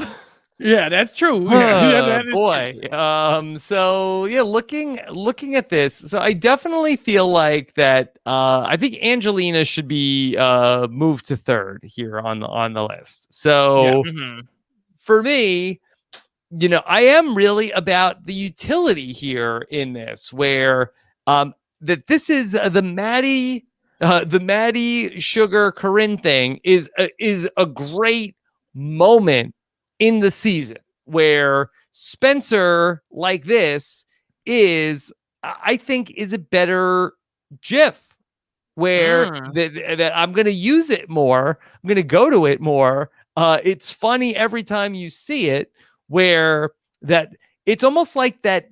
And again, because this is where it started, it's like, oh, here's a funny 6-second clip that happened on this show, and it works without you having to hear any words. Whereas I think the medium evolves over the time from Survivor Gabon to modern internet culture, where let's take a funny 1 second or 2 second clip that is going to have a lot more utility on social media. Are you saying this is the best Survivor Vine of all time? Yes. Yes, it's the best Survivor Vine of all time. I'm not sure it's the best Survivor GIF of all time. Listen, I might be a bit biased because I feel like this type of interaction that Maddie, Corinne, and Sugar go through, it just happens so much over the course of Survivor and real life. I am the Maddie. I was involved in a Maddie-like scenario. What was it? He was laughing at Malcolm. That's the day I knew that Mike Bloom was my favorite person in the world, because I was at home dying laughing. Should that be a GIF? It is. You made it one, Rob. Isn't it? I was at home dying laughing, and only to find out that Mike Bloom was laughing. I was like, oh, my people. I personally think it has utility, and I think it stands on its own as well and has the history behind it. And I think gives it that nudge over Spencer. I will be in the minority, though, in this case, as other people point and laugh at me for being wrong here. No. Mike, I think you've won me over. I think when you talk about Survivor GIFs, if you say Survivor GIFs, this one will pop into most people's heads that have seen Survivor. If you don't know anything about Survivor, maybe none of these GIFs will pop up. But if you know something about Survivor, you can't overlook this one. So I'd be willing to concede the top spot to this GIF, just because it does fit the criteria of literally a Survivor GIF, whereas that Spencer GIF will almost never be used for Survivor purposes. Okay. All right. So then congratulations again to Maddie and Sugar and Corinne as they are watching the reactions to this countdown right now. Yeah, I was going to say, I think Corinne is Angelina, Sugar is Spencer, and Maddie is the three of them. Yeah. Okay. All right. Mike, what's next? All right, well, grab your wine, people. We're going to Survivor, David versus Goliath. Mike White, certainly a fan of the angry emoji, as well to many of them. And this is Mike just tipping back a glass of vino, as in the background, we know that Angelina is getting out her 50-foot ladder to search for the idol. And he's just guzzling down that wine in the process. Yeah, this is a good one. Okay, so Mike White drinking some red wine on, is that like a day 39 breakfast? No, I think it was like the day 37, like, you win immunity and you win a reward. Okay. I think Nick brings Mike and Angelina along. Okay. Chappell, what do you think of this one? I think Mike White was robbed. And I stand by that. I said it at the time, and I'll say it again. Mike White deserved, okay?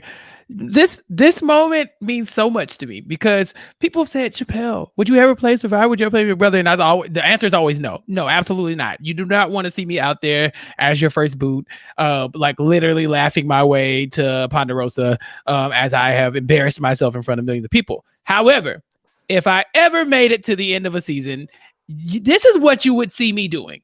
Walking around, following Angelina around, like while she's like climbing mountains, looking for idols and stuff like that, drunk as hell, like drinking wine without a care in the world. Like, you do not want me in this spot, but this is me. This is me. If you drop me in the Survivor season, that moment is just Mike White walking around, rich as hell, competing for $1 million with a glass of wine in his hand because he made the game look so effortless. I love this moment. Not so much this GIF, but I love this moment.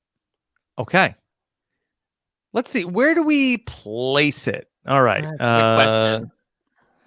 What I love about it, and to Chappell's point, what I love about Mike White in general is like he just has a very sort of like laconic personality, just the way that he talks, and specifically the way he approaches this. Let's remember, this entire afternoon was Angelina sending them on a wild goose chase to look for this idol.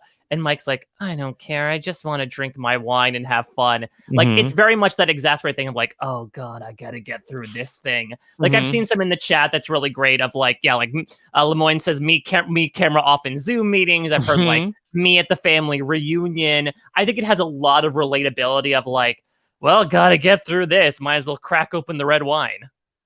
Yeah. It's also got like a sips tea vibe to it as well, right? Like if somebody says something, you're like, take a big gulp. Ooh, like someone said the thing. Like Kermit the Frog, but that's none of my business. Right. That, or even like somebody says something ridiculous and you're like, oh my God, you have to take a huge gulp of this because it's going to be a long night. I think we got utility. If nothing else, we have utility for this GIF. Okay. All right. So let's go ahead and see where Mike White is going to land. So certainly not in Forget You, Go Home. Goodbye. How high on Angelina's ladder is he going to go? I don't know. I think he might be getting off the ground. I don't know. I sort of feel him here in Ain't No Hershey Bar. Like, I feel like it's applicable, but I don't know how, like, outstanding it is as a GIF, you know? I mean, yeah. I think it should be higher. You think it should be My Life is Fine? Yeah, I think so. Okay. If you look at the ones in My Life is Fine so far, the two leaders of that, those, or even the three, even Lisi, those three are very functional GIFs, right? Like the first two for sure are like, you could just stick them anywhere. Like if someone says something to you, you could use them as reactions. The Mike White can be used as a reaction. So it's kind of in the same vein as those other ones, right? Whereas like the Edgardo one is not. We were trying to find a place to use it. I almost feel like that, Mike White should at least be ahead of that one. I think that maybe Edgardo, Alex, and Earl should be dropped down. The more that I'm seeing it, the more, it's tough though, because I think it's more sort of like Maddie, Corinne, and Sugar. It's like a very well put together GIF, so maybe like the quality puts it above those other three, which are smaller. I don't know. I still TBD on that one, but I agree that and not CBD, TBD. Mike White. I think Mike White should be. I think he should be maybe above Lisi actually, because I agree with Chappell. I think the utility of it, I think, bears a lot of weight here. I don't have an issue with that. It's almost like our tiers have now just started to become, like categories in their own self, right? Like, because the utility ones are right there. And then on that Ain't No Hershey Bar, you got like, if you use it right, it could be really good. And then at the bottom one, you have like, Aubry. Yeah. Okay. All right. Well, let's come back to Edgardo and Alex and Earl and see if we want to drop that down after a little bit. Mike, what's next? We go from Mike to Michelle. The motion's so nice, she's done it twice in her Survivor career. This is Michelle kicking over the tower puzzle after winning immunity. Okay. Michelle just kicking it. Yeah, so obviously a lot of Michelle wants to pick from. Bro, I know, I don't need to be carried. Bro was invoked before. But I don't know. I feel like this is one of the more infamous Michelle moments. And I feel like it has a lot of utility, too, of like, making my way into the weekend like. This isn't my favorite Michelle Fitzgerald kick though. Yes. Like I like the other angle. There's Which another. Which one is this? Is this? This might be the Winners 40? At War one. Yeah, that's the Winners at War one. But I think the original one where Ty and Aubry are in the background looking on in horror as she just won this immunity. I think that's the better one. but they still serve the same purpose. I just think that there's a better image that we could have gone with. But as just like this being the avatar for Michelle kicking stuff, I'm okay with it. Yeah. Okay. Whatever. Okay. Yeah, whatever. What you think? I like Michelle kicking the puzzle just as a thing that she does. I'm probably more partial to. Bro, I know. So yeah, I feel like I probably can't think of a situation where I'm going to use Michelle kicking the puzzle. It's a reacher. Could it be something where it's like when you like you're doing something badass, because that's what sort of Michelle's moment feels like. It feels like a badass moment of triumph. Yeah. It's almost like my kids walking in a room where I'm doing something. There's that's more interesting. So it's more destructive than it is celebrational. Yeah. I do love chaos. I don't know, you guys. It's funny that we're talking about Aubry and Michelle here, and we're having a hard time to put them in like their GIF categories, considering these two are tied together in Survivor history for and forget about Ty. Yeah, and Ty.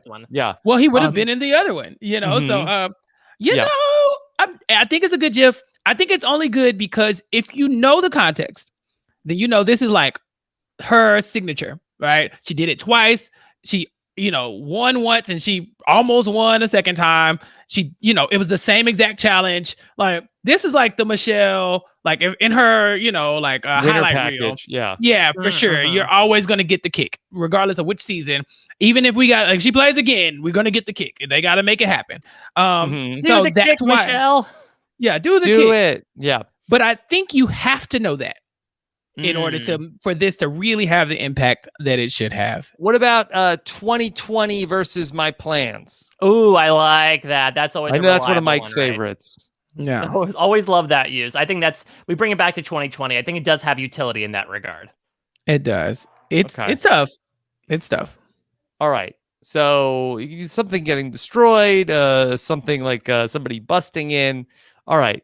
So it's better. So Michelle over Aubry once again. Right. She triumphs once more. All right. I don't think this should be out of Ain't No Hershey Bar, though. No. And I do wonder, I don't know. Could it be worse than Sneaky Sneaky? Honestly, I think so. I think it might be. Is it. I think this is the place. I think this is a good place for it. Yeah. We're not kicking down any doors to move this up any higher.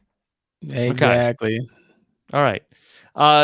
Mike, what's next? All right. So I mentioned that one person is going to be double dipping here. That person is going to be none other than Jeff Probst, who has appeared in every single episode of Survivor, had a lot of reactions. Makes sense we get 2 gifts out of him for the purpose of this podcast. We're going to go to our first one here. This is Jeff Probst in response to Penner being voted out of a Survivor Philippines. Just a big old shrug. Okay. Chappell, you ever use this shrug from Jeff? I don't think it's my go-to shrug emoji, like GIF. Like I'd have to really think about which one I'd use, but Jeff just doesn't pop in my mind when it comes to shrugging. I guess it's because this is not a normal reaction for him. First of all, at a tribal council, right? Like, I mean, his arms look unreal right now. Right. Like, I don't think we often see him in this motion, so it doesn't pop in my head as like one of the shrugs that I use. I'm more like a Will Smith shrug or Oprah doing like the look to the side. Yeah, there are much more notable shrugs, including Elmo, Will Smith. Well, I think the thing that is interesting about Jeff Probst is that it's a little off in that a shrug, Michael Jordan, you're usually your hands are usually turned out like you're supporting a dinner plate. Jeff is sort of doing like the sign of the cross with his hands at the moment of like, please drink the goof juice inside of me. Like it's the height is not necessarily there. Yeah, but it's not giving what you said it should have gave, Yeah. To me, I feel like that if I was going to go with a Jeff GIF, I feel like I would do the "I got nothing for you" before I did this one. See, I discounted some of like the more, I don't know, usual versions, right? Like the tribe has spoken, outwit, outplay, outlast, because those feel like a little, I don't know. I want to go for something more unique here. Jeff has only shrugged really once in Survivor. But this is the same energy as I got nothing for you. Yeah, though I think the energy is more so like the context, right? Is that Penner walks out twirling his hat and whistling the Survivor theme song. We talked about it in a tribal council moment, and Jeff just looks and goes like, "Well, what can you do? That's Jonathan Penner. That's Big J." Yeah. So, yeah, I don't know if somebody's tweeting something that's worthy of this response, like. I do feel like, much like we talked about with Spencer and Sierra, like this is a good response GIF, especially if it's just like, I can't believe Survivor won't leave Fiji. And it's just like, I don't know what to tell you. Sorry. Yeah, what are you going to do? What are you going to do? Yeah, that's the GIF we're using right now to determine where this goes on the rankings. It's not getting me that excited. Okay. This is one of my go-to Survivor. I'm not getting my Spencer face. Yeah. Oh boy, I always think of this just because I think of like this crazy sequence, right? I feel like, Rob, between these Outwit, Outplay, OutLIST, we pretty much have every factor of that Penner Tribal Council covered. Between Penner yelling Denise in the voting booth, between him walking out and whistling the music, and then this. There's so much represented in that one. Thank you for including me, Michael. Yeah, exactly. Yes. So I use it a lot, but I may be atypical in more ways than one. Yeah, I don't love it. I mean, it's good. It's just not. I rarely would go this direction if I was trying to like invoke some type of, shrug. It just isn't the one. Like Donald Trump has some pretty good shrugs as well. I'd go Trump over Jeff, and that's not great. Even the guy that Michael Jordan beat at quarters in The Last Dance. There's just so many funnier shrugs. Oh yeah, that guy's iconic. Yes. Yeah. And that hurt Jeff personally. Yeah. That's how he's responding to that now. Yeah. He took that personally. Yeah. Okay. Look, Jeff, quite frankly, you met the criteria. You weren't selected. I think we're going to have to put you down at that. Like, it's in this Aubry area. I don't know if it's better or worse. Oh, I think it's better than Aubry. I could even see it being behind Michelle on the puzzle. It at least has applicability, which I feel like Aubry sort of, I think, doesn't check any boxes of like, you can't use it. You don't know what's going on in it. Yeah. Would you be okay putting it over Michelle? Ooh. I'm indifferent. I'd be good putting it over Michelle. Yeah. All right. My reaction is literally also. Yeah. I think, and that's what makes it good. Is it over Sneaky? It might be over Sneaky too, because it's making a run, the playoff run. We never thought it would have. Just in terms of Survivor shrug, it's probably not down until it's like the 11th or 12th. Oh, I think JLP has a Survivor shrug before Jeff Probst. JLP has one. Richard Hatch has one. Philip JLP has a couple. Philip is doing the head nod. Chris Underwood even has one over Jeff Probst. Okay, but do we stop here above? I'm okay with going above Michelle. I'm good with putting him above Michelle as well. Okay, there you go. All right, but stops at Wentworth, not better than Sneaky. Does not count. All right, Mike, what's next? Well, it's been about 30 minutes since we talked about Survivor Worlds Apart. Let's go back to that. It is season 30. And let's not go back to the well. Let's go back to the Will. This is Will the dead fish sliding down a ramp. Yes. With the Wilhelm scream. People love that. Okay. Yeah. This has a lot of utility, Chappell. Yeah. I mean, it's like it does and it doesn't, right? So you're never going to use it for what the GIF is actually doing, right? Sliding down a ramp? Right, like at no point are you gonna be like slid down that ramp, like But you could use it like try to slide into your DMs, like exactly sliding into your DMs. Exactly. Yeah, I mean, this is me showing up at work after a night of goof juice. Yeah, you guys, this is a good GIF. This is a really good one. Yeah. It has high reward potential. That's what we're looking for. For me, that's what I'm looking for. If I use this GIF, am I going to get the reaction that I want? Or is it Why just going to did be he like, attempt to go down the slide like that? Why didn't he not use his hands? why was he casted on this show? Because he So many sang questions. Bon Jovi at a gas station. Exactly. That's Yeah. that we've seen enough. Yeah. I Well, think is this it possible? a good GIF. Yeah, that right before they said, is there anybody here that can use their arms properly? Yeah, Yeah, Will doesn't raise his hand Oh, for that one. yeah, maybe only because he Shireen. can't. Or it might be like it could be used in a Survivor context too, right? Like Russell Hance's social game. Oh yeah. This is this could be an epic fail type GIF as well. Yeah. I like this GIF. I do. I'm interested to see where it's gonna land, but this one has some has some qualities that could put it in the Spencer realm of GIFs, not as far as rankings, but definitely utilized in a similar way. Yeah, and it's also incredibly unique. Well, yeah, I'm intrigued by this line of thinking that we're going down. Well, I mean, the Spencer GIF is wet. And so, Will as well is sliding into some form of wetness. No, I love this idea. Yeah, I think we should get rid of sex ed, and this should just be what they show kids on a loop. Right. Bring a bucket and a mop because it gets wet. On this GIF where Will falls in the water, clearly. Yeah, WAP, Will, and you fill in the Okay. All right. let's look at the board. Okay. All right. Awkwardly going into that transition, like. Yeah, exactly. Okay. It's good. It's so good. And it's such a great image, too. Like, the barrel rolling, we talked about how weird of an image that is. This has to be the most awkward dismount in a challenge in Survivor history. Mm-hmm. Like, this beats Chet Happens. This beats Dominic Abate's doofy dive. Like, this is just immaculate. Yeah. Okay. So, all right. Will Sims 2. How high? I mean, how high does that ramp go? I think it goes pretty high. I think we're at least in my life is fine. I agree. Are we talking worth playing for? Could he go behind Angelina?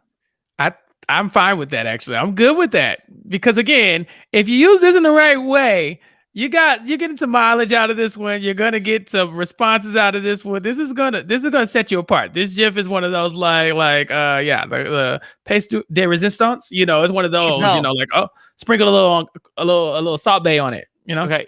Can you reply to a tweet? No words, just this tweet. Oh yes. Just this GIF. Oh yes. Oh yes. Oh yeah. I could probably do that right now. Let me go see what's on the Twitter. Can you give me the tweet you're replying to? Ooh, not on air, Rob. I'll text it to you. I'm telling you, this is not a PG-13 GIF for me. I have this. This is a Chappell o'clock. This is a Chappell o'clock original. I got some uses for this one. So no, I won't respond to it right now. But check me out at 10 p.m. Central. Okay. All right, Mike. How are you with this one? Yeah, I think it's top tier because it has utility, as Chappell is mentioning, but also I'd say unlike Sierra, Wendell, Mike, that sort of trio, it's incredibly unique. I don't think there are many other GIFs of someone falling down a ramp without any use of their arms whatsoever. And so I think Will is a unicorn in that right. So I think that it really is sort of a tier above them. It's tough how it compares, though, because I think Angelina and Spencer, I don't know, I get more of a ride out of them than I do with Will. Whoa.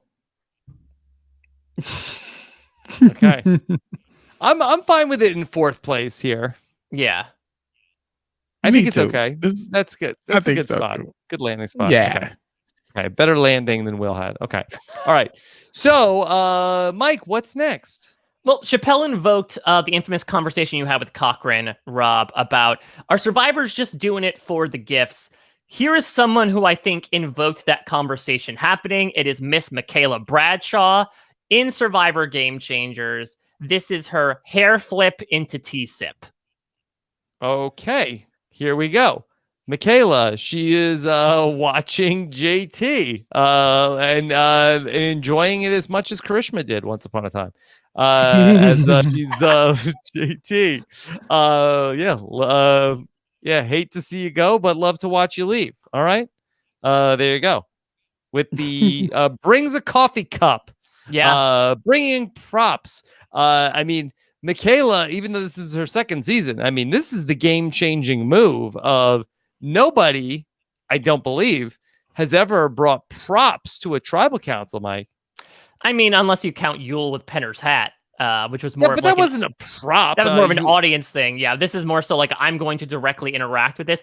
I guess so. That's not used as an idol, right? If Michaela played the coffee cup as an idol, then it would be counted as a survivor prop. But this case, it was I'm going to bring a piece of scenery specifically to use it for if and when this person is voted out. Takes a lot of guts. Well, I'm very confused about your distinction of what is a prop. She has a prop, but she's trying to do a reaction. Right, but like an idol is a prop, right? If you're talking about if tribal council is theater, an idol would be a prop. A torch is a prop. Chappell, can you just define what a prop is here? Actually, no. I think I'm going to defer to Mike Bloom. Mike Bloom is the theater guy. If he says the idol is a prop, damn it, it's a prop. I mean, are you saying like all the world is a stage, and is my torch a prop? Is it not? Yeah, tribal council was compared to theater, so every object that's involved. That's why Adam Klein tried to grab a prop, and Jeff was the stage manager saying, "Don't touch those props that aren't yours, Adam." Mm-hmm. Like she is the first person to ever bring something to a tribal council with the intent purpose of like taking something out of her bag to do a reaction. Yeah, I'd say that. I think that's different than a prop for me. Yeah. So Michaela, getting really in the weeds. Michaela, what is a prop and what's not? Michaela did this for the moment. Yes. You know, GIFs have gotten to the point where they're so popular that we speak and talk about GIFs in our daily life, and we react to GIFs and reaction videos in regular sentences and in the real world now. And that's what Michaela was doing. This is like if we're all talking and Rob says, "Look at us. Who would have thought?" You know, that kind of thing. Yeah. So like if Rob does that, it's very performative, but he did it for that reason. Michaela did this for that reason. So prop or not, Michaela is the first person to go out of their way to make a statement like this silently at a tribal council. And Michaela has some very good tribal council reaction GIFs out there as well. Like this is probably one of the more memorable ones, but she has a bunch of them. So Michaela is just the queen of these moments in general.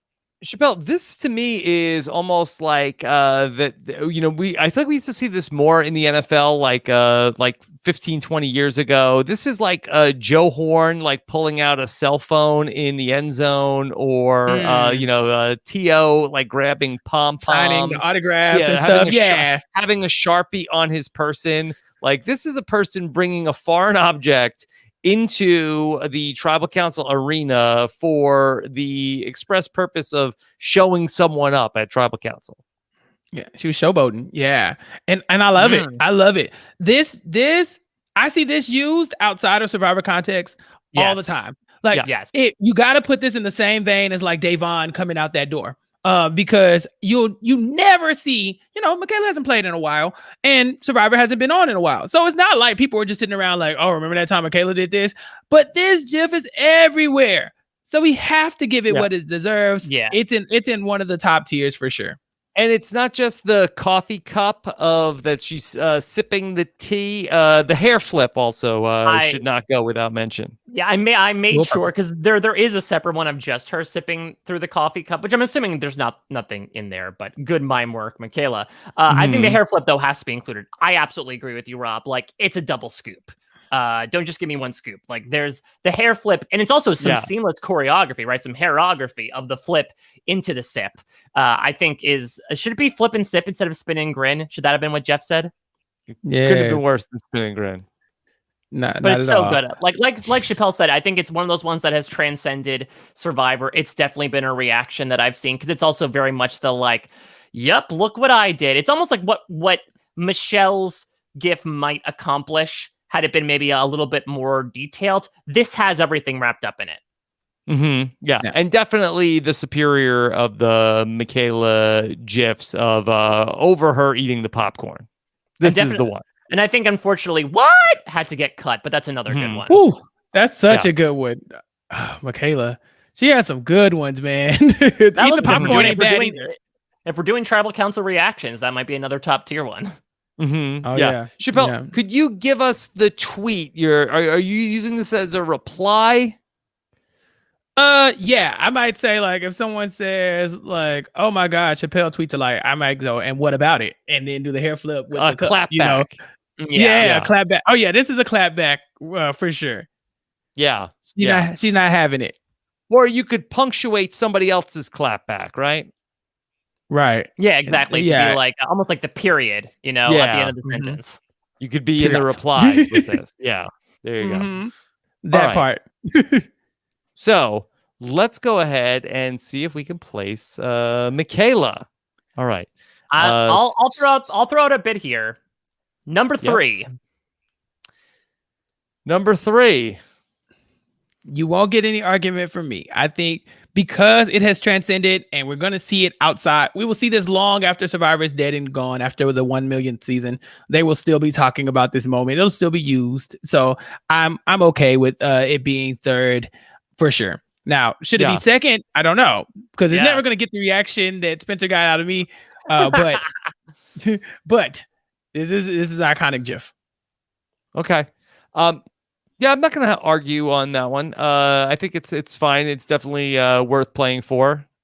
Yeah, and I think that above Angelina and Will, its popularity, sort of like we talked about with Maddie, Sugar, and Corinne, speaks for itself. And it's also just a very well put together GIF. Yes, Chappell. She did the work. She earned that. She literally planned this GIF. We have to give her credit for doing the labor. I do want to revisit one of the GIFs though.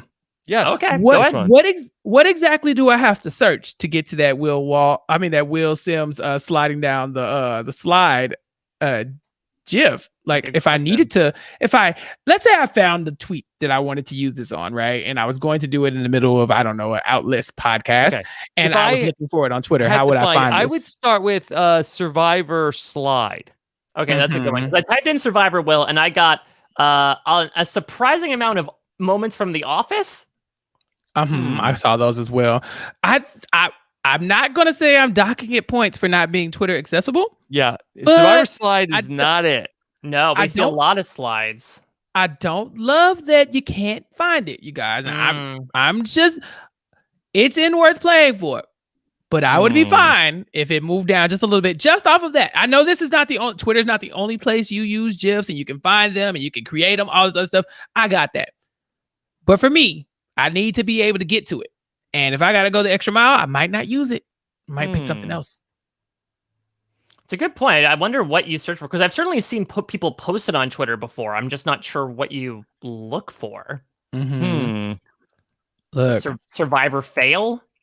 That worth playing for is Survivor fail. Number 2 is Lisi. Yeah, look, the top tier is kind of crowded. I would not be against bumping it down one spot. It could be right in the next time tier. with that. All right. Will is dropping down. Yeah. Oh! I'm okay with that. Yeah. Mike, should that be a rule worth playing for? Should be a Mount Rushmore? Or should it be only a top 4? I don't know. I feel like then we sort of lock ourselves out. I think if there's room, let's open up the clubhouse. The minute we put a quota on it, I feel like then we're just handcuffing ourselves. Okay. That's part of the fun. Okay. There you go. All right. Then let's go to our next one. All right, let's go to another tribal council moment, but this one is completely verbal, but the verbal is not necessarily English. It is Tony speaking llama with it subtitled llama noises. Okay. I was wondering about, I was going to mention this coming in. I feel like that Tony, for as much as he has been an iconic survivor, I feel like does not have a lot of iconic GIFs. He does show up here on the countdown. Llama noises. Chappell. Any utility here for llama noises? You bring up a good point with Tony. I think the thing about Tony is that you kind of need the audio. So for a GIF, he doesn't really work a lot of the time. But if you do like a reaction video, and we see those all the time, like a quick, 5-second clip of Rob, your soundboard is full of Tony. This is big. I needed this. I needed this. Ooh. Yeah. Yeah, and the llama noises. Like, there's a lot of Tony on the soundboard. There's the audio or the picture. Yeah, but you don't get that in a GIF.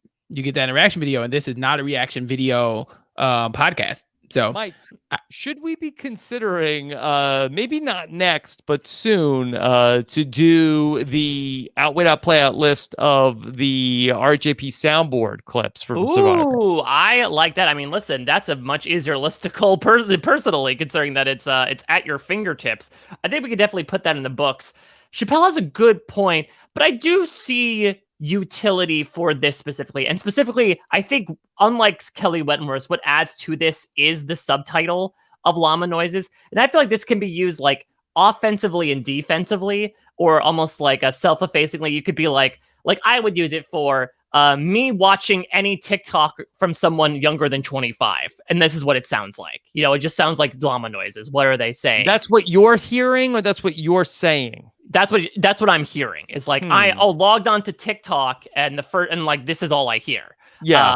You could also do something like it could be used as a clapback, as a retort when someone's like blah blah blah blah blah blah, like spang at you with all these facts. And he's like, come back and be like, oh, this is what I think of it. It's all llama noise to me. Doesn't make any sense. Yeah, somebody is like on a rant, and you're like, well, this is you right now.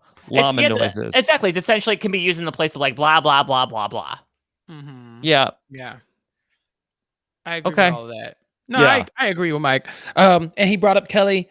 I think that might be the area where I'd be willing to put this GIF too. Like, because it kind of serves the same purpose as the Kelly one. Like, it's kind of obvious, like you're not gonna get a ton of comedy out of llama noises, but you're definitely gonna be able to use it for whatever purpose. But it's not self-explanatory. Like, you need llama noises, and even then, if you're on the outside looking at it, you still might not get it. Like, why did you just send me this llama noise thing? It's like it's kind of self-congratulatory in a way. Like, I did this and I get it, but you don't have to. I'm done talking to you almost. Okay. So I would probably be looking in the Kelly range. So it's out of Forget You Go Home Goodbye. I think so. Yeah. I would put it maybe at the top of Ain't No Hershey Bar. Yeah, that's a little high for me. You think so? Okay. What about if we put it in front of Kelly but behind Shireen? Is that too low, Mike? No, I think that's okay. Maybe, I don't know, maybe we put it below the barrels in terms of just like ridiculous images sunned up in a form. Yeah.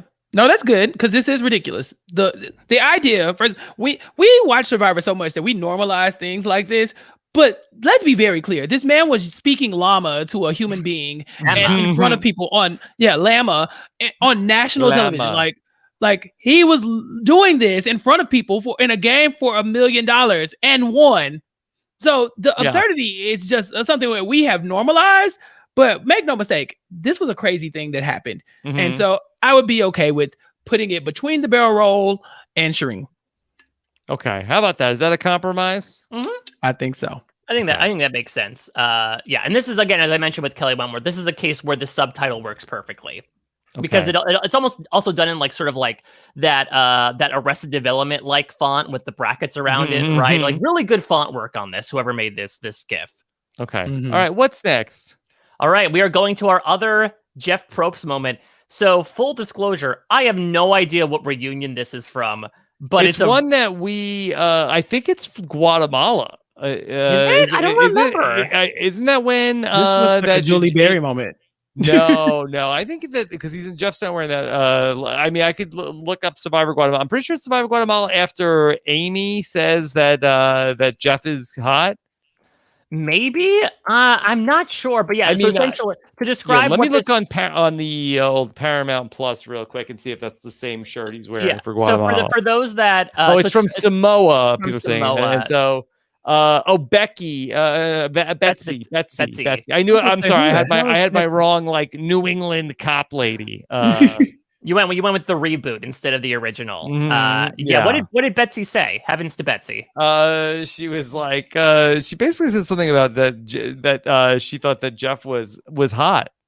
And so to describe this Jeff looks wide-eyed, dead down the barrel of the camera, and then tosses his cards in the air and says, "Well." It's just such a bizarre reaction from Jeff Probst, because Jeff Probst is not that sort of like vaudevillian, hammy guy. Yeah, that he doesn't even know how to shrug. Right. This is just such an over the top reaction from Jeff on something. It's Fosse-esque. I like this GIF. As someone who has some questionable interaction with people on the internet, publicly, I can think of a handful of ways I could have used this GIF had I known how to get to it. That being said, is this a GIF that I can find, or is this like a GIF that's very specific to this podcast? Like, is this one? Do we see this often? I guess is my first question. I do not think we see it often. I was actually surprised when this one came, because I feel like a lot of the Jeffs are from him at Tribal Council. Like even including that shrug reaction that we saw. This is like a cult classic almost. So let me go ahead and cue up that moment. Okay, here is Jeff talking to Betsy Bolin at the Samoa finale. They're proud of me, and we get a kick out of it. So, and I loved it. And Jeff, you make me sweat every time you say my name.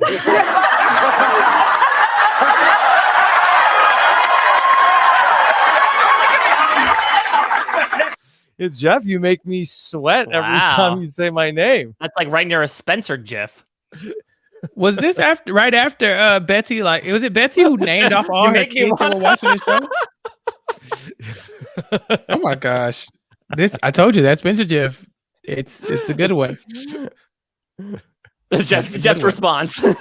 Right, exactly. Yeah. These Jeff responses. It's a good response if you use it in the right moment, Right. Yeah. Good on Jeff. He knew exactly which camera to look at. Gives like a really good, a Jim Halpert moment there in 2009.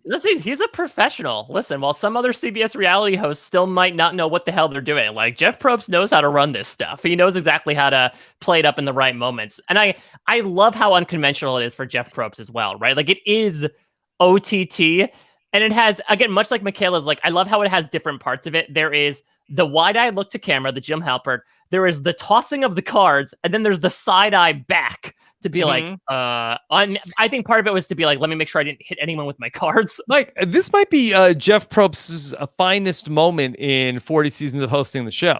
Yeah, I mean, I'm sad that because it was a purely visual moment, we couldn't put it on the best Jeff moments OutLIST that we did a while ago. But yeah, those are like most awkward moments. Like I don't think we've done like an earnestly like best Jeff moments. I mean, it's a really great physical reaction that I don't like. I think what he tried to do with the shrug, he correctly did here with the well. Yeah, he killed strong. It. Let's be very clear. He did what needed to be done. You compared him to Michaela, and I think that's absolutely correct. He did what needed to be done. Look at that reaction, those eyes, the card, the like cut to the side, like excuse me. All he was missing was like a pearl clutch. If he's just like Betsy, heavens to Betsy. That's all that was missing. Send me to heaven, Jeff. You do every time you talk to me. Yeah. Yeah. Heavens to Betsy. Yeah. Okay. He's sweating. Okay. Yeah. All right. Let's see. Jeff's amazing reaction. Okay. This is a really good one. Why don't we start it in My Life Is Fine? Yeah, I think this is appropriate. Okay. So I will start with the first criticism that I said about finding Will. Can we find this? I don't think it's accessible. If I search Survivor Jeff, I am not. Oh wait, I'm seeing it's a good ways down though. It is accessible, but it's a long, long way down. Okay. Let's see. Okay. Survivor reaction doesn't get it for you. Let's see. A Survivor Probst. There's a shot of what looks like a Jeff Probst guy in an infomercial. but I don't see that. Survivor card. No, we get more so Survivor Probst. We get, speaking of awkward reunion moments, we get Dawson kissing him before we get, the card toss. But the card toss is in there. It's just, again, in both cases, it's like halfway down. Okay. So yeah, that Chappell, that is a fair criticism. It is, but Mike was able to find it, whereas I was not able to locate the wheel one. So that does speak highly about this moment, because at least I can find it. The wheel one I could not find at all. Yeah, I think it needs to be. I think I was told in the chat. I think you have to look under Survivor Ramp to find Will Sims eating it. Yeah. Okay. Also, Survivor Reunion does not turn it up at the top of the list. So, okay. That's certainly a point against it. All right. So, I think better than Earl, Edgardo, and Alex, right? Definitely. I kind of want to put this next to Will.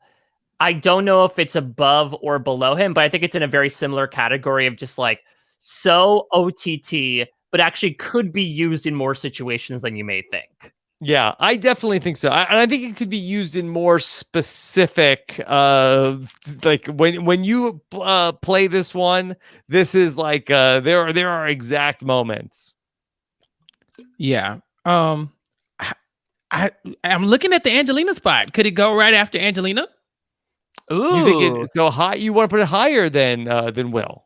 It's such a good GIF. He went like I gave Michaela a lot of credit for doing the effort, and he went through the whole like range of emotions. I don't know if it was genuine or if he was putting on an act, but regardless, he did what needed to be done.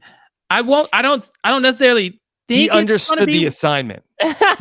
and did. And so I'm not saying it needs to be with Michaela, but you gotta love this one. You gotta love it, and you can find it.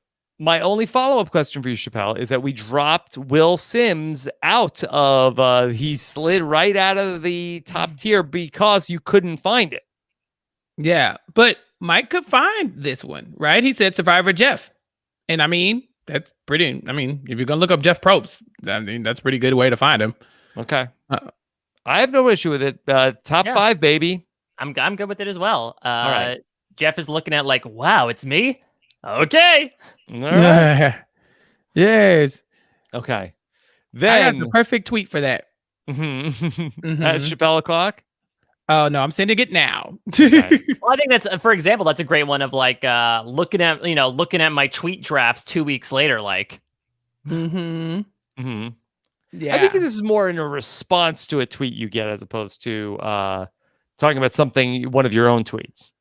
Yeah. Why don't you go? Don't do that. I was gonna say go check Twitter and see what I used it for.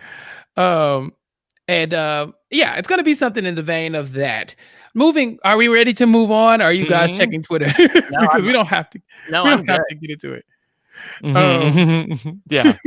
Okay. There you go. All right. Yeah. Probably check out Chappell's No, stop, don't do that. show. I'm just plugging. Yeah. Well, no, by the time people actually listen to this, like we'll be past Chappell o'clock, so it'll be buried in a sea of other stuff going on. Yes. Or use 17 more times depending on what happens between now and then. I know that's, I mean, at least a benefit of this podcast is that I think we're hopefully trying to bring to the surface as well, maybe some underutilized tweets in the Survivor universe.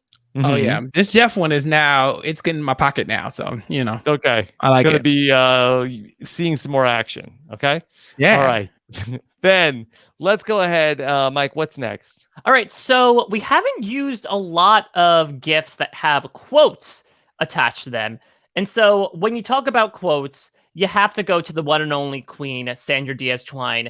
Picking one for her, as I mentioned before, was such a Rafe's choice. There's her looking at the camera with the sugar. There's her tripping, which was also featured in Survivor Fail. But I think we opted for, but I don't know about that.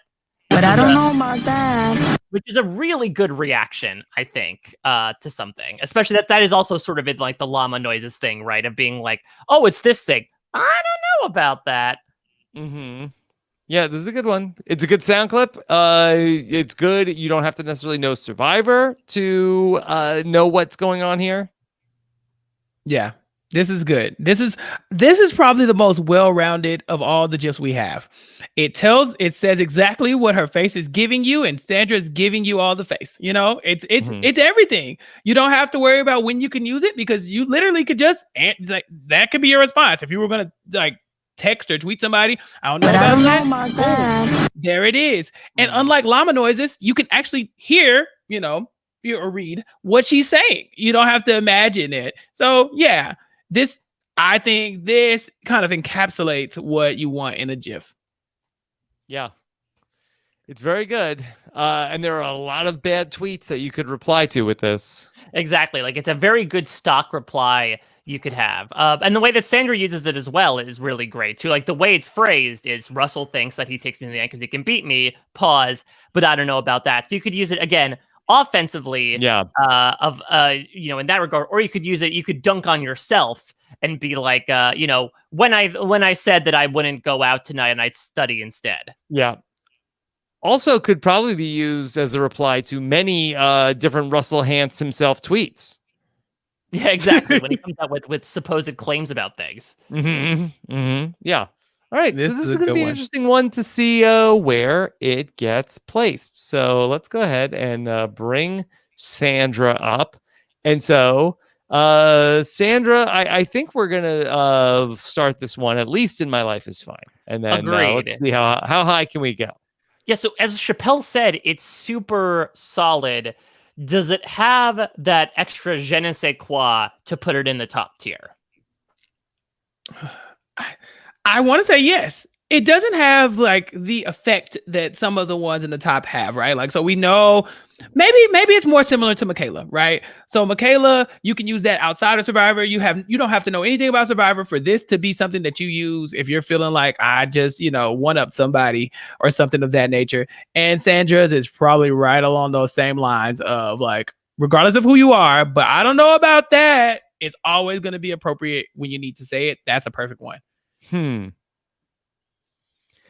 I feel like there's utility for sure on this. But do I watch it and laugh like some of the other ones? Is this one of those like, okay, you guys, Cowboys fans, this is our year. And then I'm like, but I don't know about that, that kind of thing. So I could use it whenever. But is it hilarious? I don't think so. Maybe if you use it in the right moment. Mike? I'm good putting it at the top of My Life is Fine for that reason. I think these top 5 produce like legitimate laughs out of me because of either like the ridiculous images or ridiculous reactions. This one is a really incredible quote from a really incredible character and works well as a reaction. That's where it is right now. I don't know. I would say either that or at the bottom of worth playing for. Yeah, I almost feel like that. What does this do that the Sierra eye roll doesn't do? I think I think it has a quote. I think having a quote behind it is good, right? Because like you could respond to reaction, but you could respond with a literal sentence here. It's summed up in the. I feel like it's a little bit better than the eye roll. So is it? So are you asking if it's better than Will sliding down the slide? That's what's going to make or break this, right? Like, because right now it's in My Life is Fine. I don't see it going any higher, but does it need to be down a notch? Like, I would think I would have the Will going down the slide. Because at least that has utility and it's a funny visual, as opposed to that the Sandra clip. Like, we get into a couple of these where it's like there's utility, but the visual itself is not super hilarious. Sandra, I don't know about that. Sierra, eye roll, disapproving Wendell. Yeah, I mean, that's a good point. That is sort of like grouped in with those others. I mean, it has utility. I think it's funny. So I could see in the top tier, but I'm also fine leaving it where it is at the moment. Same. It's with all those reaction GIFs, those like natural reaction GIFs. I don't know about that. The eye roll, the head shake, the sips drink, the fall down. Like those are all, those are good. Those weren't very showy. Yeah. Sandra's was a little showy. Some of But, these are closer to emoji, and before we even get to Mike White, that these are closer to like emoji reacts than necessarily like things that are funny visuals. Yeah, but I think that's also what GIFs can be used for, right? Like sometimes they can be used to like when we get the something. angry emoji. Yeah, exactly. And sometimes it can be used to like react to somebody. So I think the best are the ones that are able to do both. What's the best Survivor angry emoji or angry GIF? Do we have that? Oh, it's got to be. I don't have it a part of it, but it's got to be Debbie, and I'm pissed. Probably has to be that, right? Then she bursts into laughter. Angry. I think Elizabeth Olsen, like her gritting her teeth. I would say that I can get loud too. What the F? I don't think it's on the list, but I feel like that would be one. I love it. Yeah, that's a good one. I'm seeing the disapproving Wendell here. Disapproving Wendell is like disapproving Wendell has game. He pops up everywhere. Every time you search something Survivor, disappearing Wendell is going to show up. Yeah. Yes. He's like a character actor who shows up in all those movies. It's the Brian Doyle Murray of the Survivor gift list. You know, true. I saw Sydney from Korong on there with her like hand shrug, like her what the F her look. like that's a good one for Survivor angry. You know, it doesn't give you anger, but you definitely could tell she was perturbed to say the least. Okay. All right, so let's leave Sandra here. We'll take one last look at the list before we finish, but we got a couple more to look at, Mike. All right, well, once upon a time, I maddied at this guy. We're talking about Malcolm, and I think this is from maybe when Angie gets voted out in Survivor Philippines. He does this cute little wave with his hand. I've seen this one a lot amongst the Survivor community. Okay. How is it used? Ironically, like leaving Twitter for good. Screw you, people. No, I've seen it more so used in like a cute way to say hi. Of like say hi or bye. This is giving me bye. I see it as hi personally. Is this sort of like the I don't know? Is this like an optical illusion? You see the aloha. You see a vase and I see two faces. Like I always thought, like a wave is kind of like the sideways movement of the hand for hi, like hello. Whereas this is more like a goodbye type situation. I don't know. Maybe I'm wrong. Yeah, I mean, I think it was literally used as a goodbye, but I feel like the way I've seen it has been more used as a hello, right? Of like someone pops back in and is like, "Oh, I'm back. What did I miss?" And like one of their stands is like, "Hi, nice to see you again." Here's the kind of sheepishly. What do you search to find it? This is actually it looks like it's number 2 for Survivor Hello. Okay. Oh, really? Yeah, so I think that's another reason why I put it in is because I think that it has a lot of play. I do think that there's another Malcolm Jeff, the one of him bouncing up and down in his seat, but I do think that the wave has become probably one of the more used Malcolm moments. Yeah. No. If it's number 2 for Survivor Hello, then I think that's a good indicator of what this is actually saying. Regardless of how it was meant in the moment, right? It doesn't matter because the majority of the people who are going to see this GIF probably don't even know what Survivor is. Yeah, like the best things, it's taken out of context. Yeah, exactly. Okay.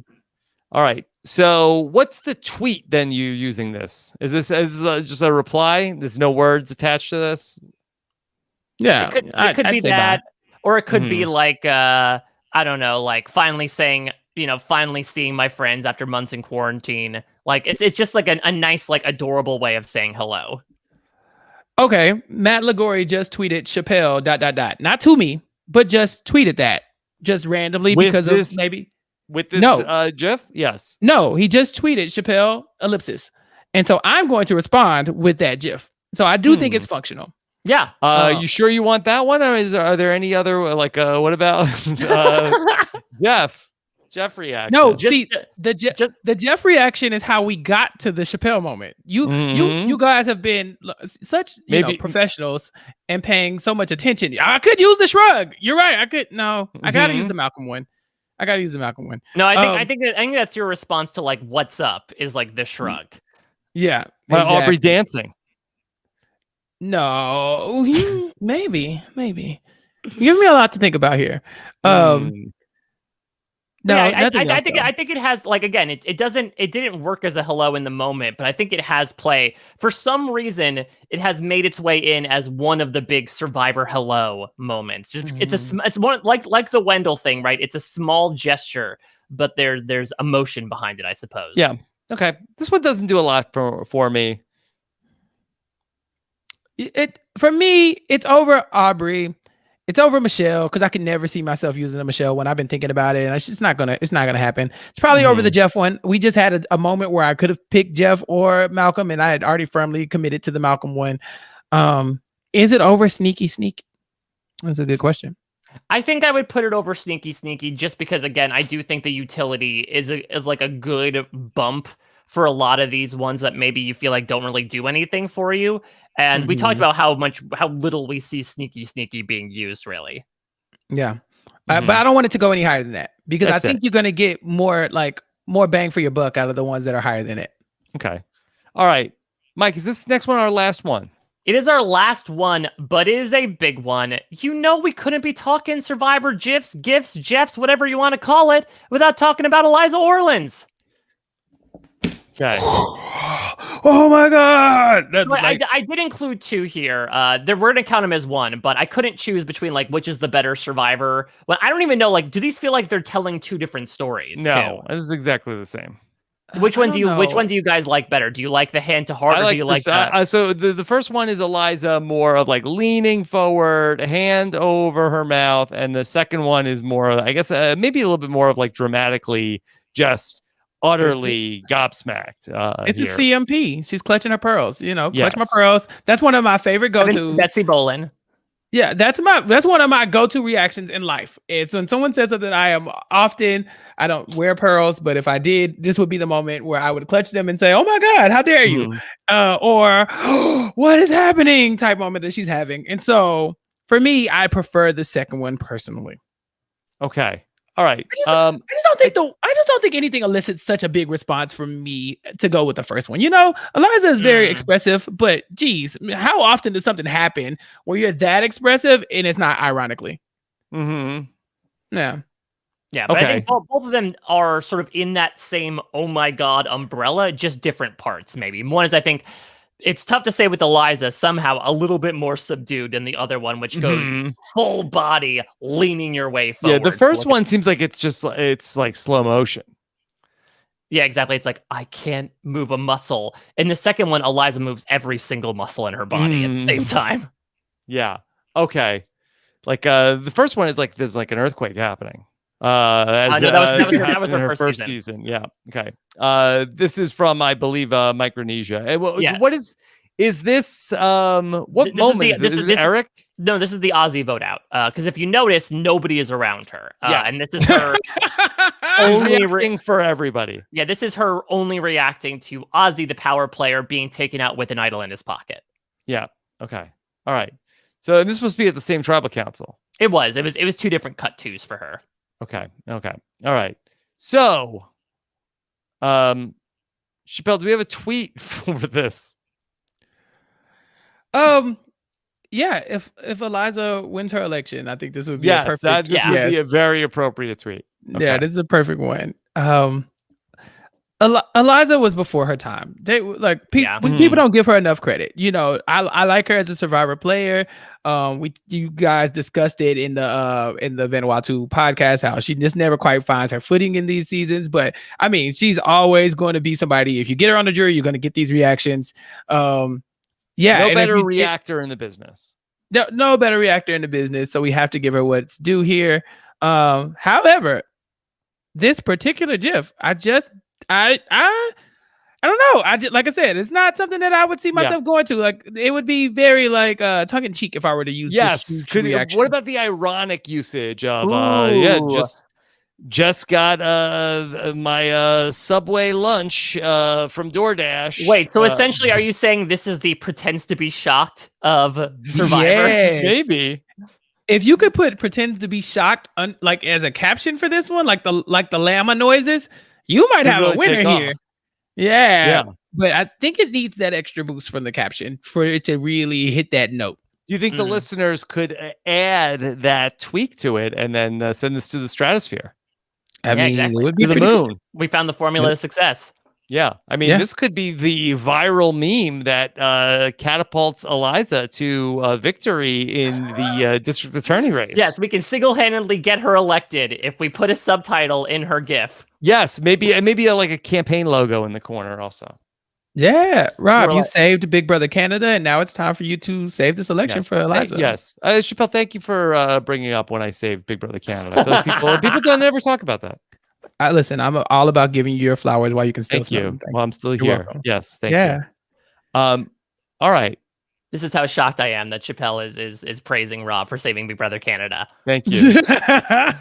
Okay. Let's All right. look at the chart here. All right. I see Chappell's points, but I can't think this is not top tier. Like, this is an incredible reaction. I have seen people use it before. I think it being ahead of its time is one of the very few pre-HG GIFs that we have. Speaks for itself. Like, it's able to beat out its video quality and still be used with the frequency that it is. I think it at least deserves a spot in the top tier here. Just going back to Maddie, Sugar, and Corinne, do you think that anything having to do with the popularity of this first most iconic Survivor GIF has to do with it being the first HD season? I do wonder what the history of it was, right? Because we talked about this with the Edgardo blindside. Like, Survivor Sucks and other forums certainly made GIFs that circulated. I'm just not sure why this particular one, for whatever reason. Maybe it's because it was so well constructed that people didn't necessarily know what it was and took it out of context. I really don't know how it ended up finding its way to Easy Street, but somehow it did. Eliza is the auditionee who like keeps going to callback after callback and doesn't get the part. Maddie, Corinne, and Sugar are the ones who like book the lead role in their very first audition. Yeah. Okay. What if we move Eliza in front of Angelina? Because which one are you more likely to use of those two? Now, you could go out of your way to make the joke and use Angelina. But do you have to go out of your way and make a joke to use the Eliza one? You could just use it in everyday, It's just such a big reaction, Chappell. I cannot think of the thing that would have to happen of did Patrick Mahomes just got traded to the Jets? Yeah, I mean, I think that's the thing is that, Rob, this is the internet. Things, are appropriate for this reaction all the time. I think there are many, many ways you can use this. No reaction is too big when it comes to the internet. I'm gonna have to agree with Mike on this one because, like, let's say you were this week on the Survivor Top 40 Countdown, we are going to have Survivor Africa with Lindsay Wilson and Haley Strong. Boom, that's my reaction right there. Because you're that shocked. It's Lindsay Wilson and Haley Strong. Like, okay, Africa, fine, but don't look this duo, this team, iconic. Yeah. You got that's when I'm using the reaction because, like Mike said.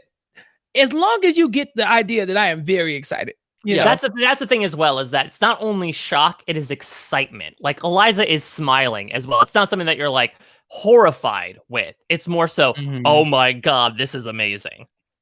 Yeah. Or like what was it? When you had back to Vanuatu, you said, and this week on Talking with T-Bird, we have Rory. Boom. That's my reaction because yes, exactly. And so for me, I think you could use it because where else can we use hyperbole if not the internet? Okay, so you want to be hyperbolic reaction. Of course I do. Put me above Angelina. For me. I like it. I think that, I think also Eliza has years behind her. Maybe there's a bit of recency bias with the Angelina stuff. Like, her and Mike it's probably some of the more recent appearances on this, whereas Eliza stood her ground for going on 14 years at this point, 13 years. All right. So Eliza is at number 4 currently on the countdown. That is appropriate. Okay. All right. So let's now review what we have here on the countdown. All alone is Aubry, trying to get someone to dance with her. No one is biting. Now, wait. Should we put Michelle next to Aubry? It would be fitting. It would be fitting. We can still put Michelle ahead of Aubry, but I kind of like them in the bottom two together. Mm-hmm. I love it. It fits. It should be done. Okay. Ain't No Hershey Bar starts off with barrel rolling, followed by llama noises, followed by Shireen raising her hand. Malcolm says hi to Kelly Wentworth, sneaky, with Jeff Probst shrugging. Okay. Yeah. I like that the pairing of Shireen raising her hand with Malcolm using his hand to wave. Some hand synergy going on there. Oh, boy. I'm not going to go to we're not the Spencer yet. Yeah. No, I mean, Okay. you're deffing it right now. You're throwing your cards in the air. Yeah. Okay. All right. The My Life is Fine tier, our second tier, starts with Will Sims sliding down the ramp. Sandra, I don't know about that. Sierra's eye roll. Disapproving Wendell. Mike White pounding wine. Lisi biting it, walking off the platform. And the Alex, Edgardo, and Earl. I think this feels it. Do we feel like Will is we feel Will's at a good spot right here? Too high, too low? No, I think it's good. I think if you can get to it, so was the Survivor ramp, yeah, then I think you can get some mileage out of it. Yeah, I don't like having more in worth playing for than My Life is Fine. I feel like that there should be it should be a little harder to get in there, so that's fine. And then worth playing for from bottom to top is Jeff's reaction to camera on Betsy Bolin. Then you have Angelina across the ropes. Eliza's big reaction, Michaela, the flip and sip, Spencer in the rain, followed by Corinne, Sugar, and Maddie. I love this. These are 6. I mean, listen, these 21 are ones that I want to use, including Aubry dancing. But I feel like these top 6 in particular should be circulated with every single person who is listening to this. Please use one of the top 6 in one of your next 5 tweets. Okay. Yeah, I've used 2 of the top 6, and I should delete those tweets, but I'm getting some mileage out of them. So did you just use Spencer twice, Chappell? Was that what it was? No. I started with Jeff and ended with Spencer, and I might use the Will one next if the conversation keeps going. Again, this is for listeners only. So if you're hearing this, go check it out. I have a good conversation with a young lady right now. Yes. Okay. Yeah. You were in a wild conversation. I told you I would find a use for that tweet instantly, for that GIF instantly, and I did. Yeah. Okay. There you go. All right, that's our list, everybody. Boom.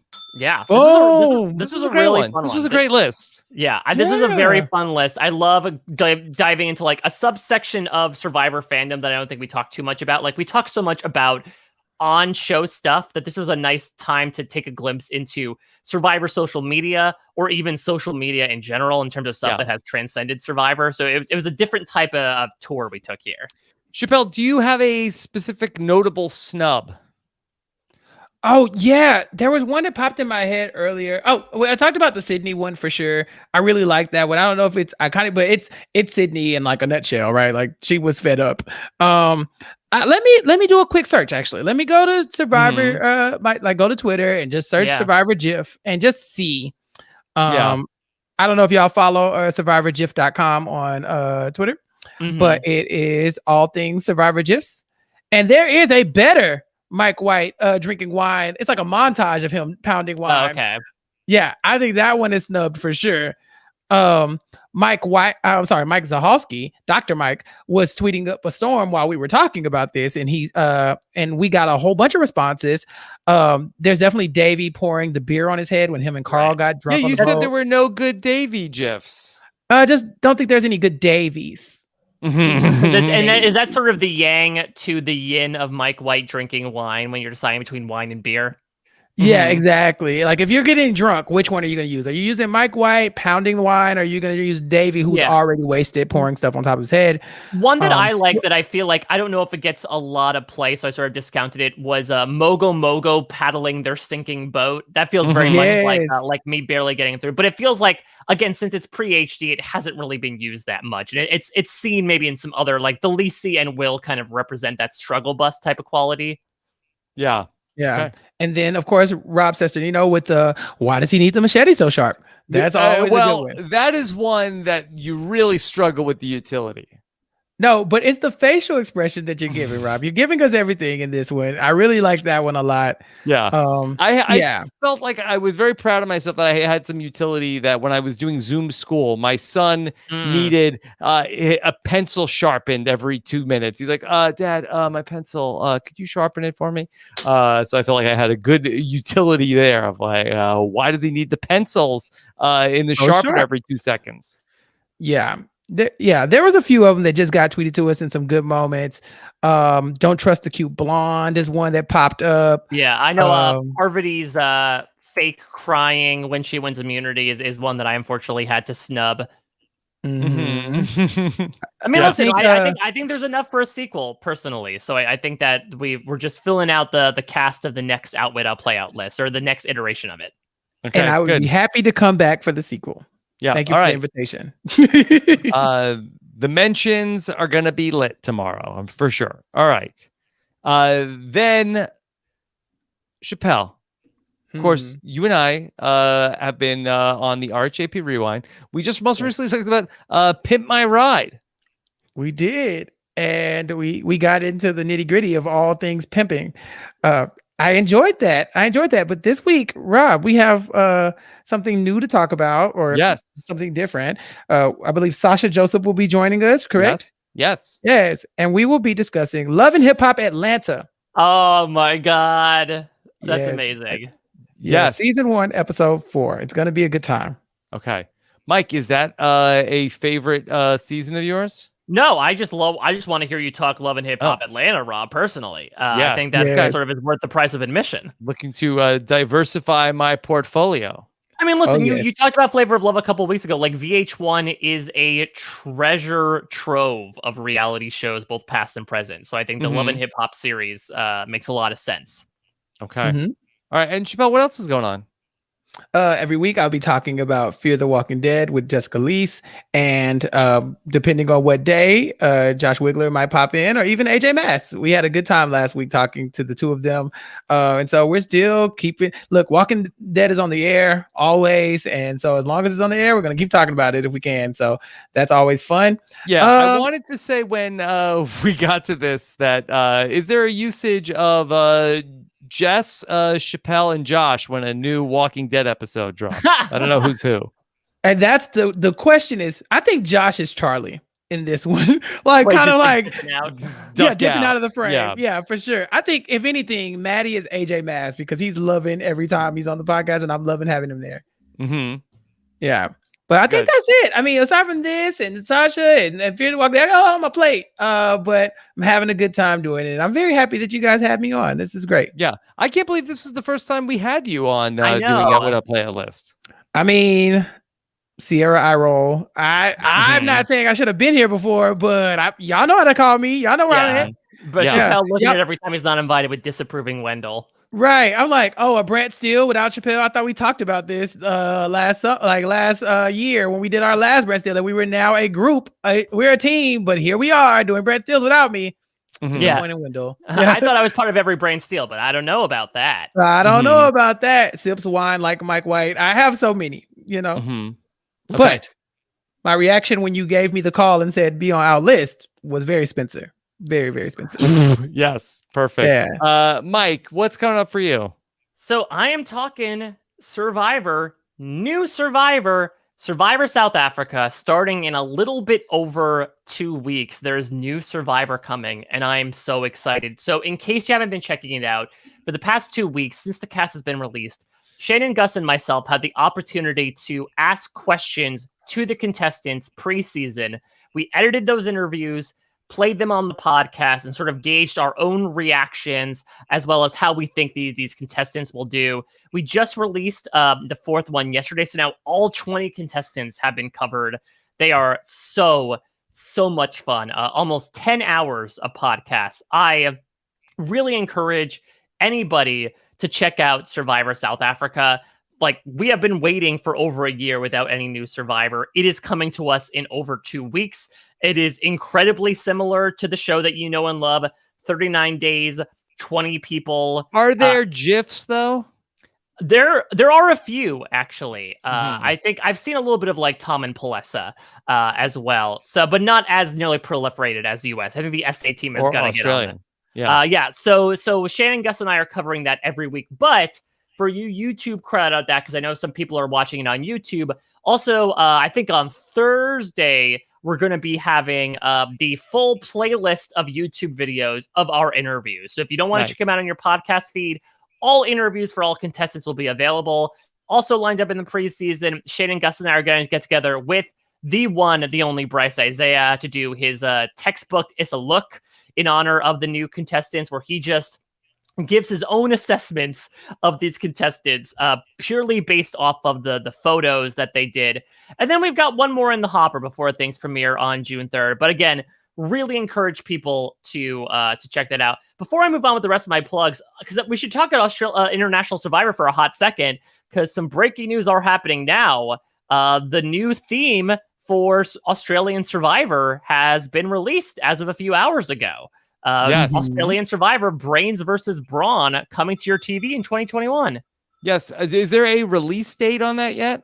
I think it's actually still filming. I do believe that they usually release in, I'd say like a July, August time frame. So I would imagine, depending on how quick the turnaround is, that's happening. But yeah, Brains versus Brawn is happening. No beauty. I personally think it's because, all people in Australia are beautiful, especially the people that are on the show. So it feels redundant, right? It's like saying Survivor squares versus circles versus shapes. You don't need that third tribe. I also feel like that it's like their backdoor of champions versus contenders of it's a good way to get a lot of like footballers onto the Brawn tribe. Exactly, like big beefy people versus nerdy lanky people who are also sometimes beefy as well. So it should be interesting. It was recently announced, so I just wanted to bring that up. That sure does come as well with Shannon. And then over on post-show recaps alongside Chappell's great coverage of Fear the Walking Dead, Josh Wigler and I are going down the hatch every week covering Lost. I'm talking the X-Files every week with my wife Angela, who made that sign or ordered that sign on the Bloom Files. And then some other random stuff here and there as well. And of course, you can always check out the coverage I do on parade.com, both with Top Chef right now. I did coverage of The Circle too. So a lot of stuff in podcasting and writing form, enough to fill a whole entire book of GIFs. Okay. All right. Let me tell you about what's coming up here on Robin's podcast. Last week, we talked about the Marquesa. Talked with Jessica Leese and Geneva Guadalupe about the 22nd best season of Survivor. But on Wednesday, we are going to get ready to talk about the 21st best season. Talked about season 4 last week, season 3 this week, as we're talking about Survivor Africa with the aforementioned Haley Strong and Lindsay Wilson. Where's the Eliza GIF? Boom. Get this reaction going. Okay. Oh my God. My God. Wow. Oh my God. Oh my God. So that's what's coming up Wednesday night. We're going to talk about Survivor Africa. Of course, I mentioned Pit My Ride with Chappell. That was a lot of fun. Exhibit's looking like he's waiting for catering right now. Like he just seems so over it at this moment. We talked about the premiere, so he better not be over it. But I'm not sure when that photo was from. Yeah. Check that out on the RSJP Rewind. Of course, I'm having so much fun with Puya. Talking about 90 Day Fiance, Happily Ever After. Definitely a lot there to check out if you're enjoying that show or just like hearing us talk about these crazy people. Mike, are you a fan of the Hollywood Handbook podcast? So I frequented it from time to time. I've not checked out probably as much as I should because it's hilarious. But yeah, I knew that Sean was a Survivor fan. I believe they had Cochran on their podcast. Yeah. So it's always fun, Rob, when you're able to connect with another podcaster who ends up being a huge Survivor fan, especially in the past year when it feels like everyone's getting into Survivor. But I know Sean is sort of like an OG, right? He's a big Survivor fan that he and his co-host Hayes used to do a reality theme podcast. Oh yeah, the reality show. I remember listening to that. Yes, but they have been doing the Hollywood Handbook for quite some time. Big improviser like yourself, Mike. So check out my interview with Sean Clement if you have not done so yet and are interested in hearing what he has to say about Survivor. And then, of course, It was good, Yep. Rob. It was good. Oh, yeah. Thank you, Chappell. Next Tuesday night, I will be doing our monthly meet and greet with our brand new patrons. Of course, we invite all of our patrons to join us if they want to hear more about how to access all of their benefits. I'd like to say hello to our new class of patrons here for the month of May. That's going to be next Tuesday night at 8 p.m. Look for the invite on Patreon for that. And of course, Mike Bloom and I did our latest Brant Steele of veteran patrons versus a tribe of new patrons, which is a lot of fun. I've made that available for anybody to watch for free over at robisawebsite.com/patron, where you can see all of the benefits going on in our patron podcast feed. I'll be recording with the First Lady of Podcasting, Nicole Cesternino, tonight on the Patron 5 for 5, weekly activities and more, all at robisawebsite.com/patron. Of course, check out special offers from our sponsors as well. When you go to robisawebsite.com/offers for any of the promo codes to save money by supporting the sponsors of Robin's podcast at robisawebsite.com/offers. And of course, you could subscribe to our channel if you're watching us here on YouTube, or follow on Twitch as well, or check out our social media handles, including at RHAP Grams, where so many of our podcast hosts, like Chappell last week on Friday, or Jacob Jones yesterday, have been taking over the RHAP Instagram at RHAP Grams. There you go. Yeah, you too. Thanks so much, epic. Scott. Yes. So it's an epic takeover. No, these plugs between Mike Bloom and Rob. What are we doing here? I mean, y'all could just there should be a podcast of plugs. Like we're power strips essentially. There's too many plugs on us. You don't want to what plug do you too many think? in her. What about a podcast that's just we do all the ads and plugs on one show a week? I'd be okay with that if y'all do it just like you just did just now. That was so good. Like, I mean, Jesus, Mike. Mike had so much. I like that. It's sort of like as a podcast reference book. So it's almost like footnotes, right? Of like, okay, well, when you're on other podcasts, you're like, well, just go to that one. I give all my plugs there, so you can refer to that if you want to find out more about me for some reason. Yeah, go to robswebsite.com/plugs. Yeah, it's almost like the side effects to some like experimental medication. Yep. Like it sounds good, and then at the end you list the 15 million things that could go wrong. But which GIF would be the side effect that the podcast has? The llama noises with that wheel sliding down. Come on. Yeah, this is like me trying to fall asleep to a podcast, and then they play the llama noise or the Men in Black song too loud. Yeah. Okay. Yes. I just used the wheel GIF a second ago on Twitter, by the way. Okay, check it out. All right. Thank you both so much for hanging out and going through the countdown. We'll be back to talk more Survivor Africa coming up on Wednesday night. Take care, everybody. Have a good one. Bye.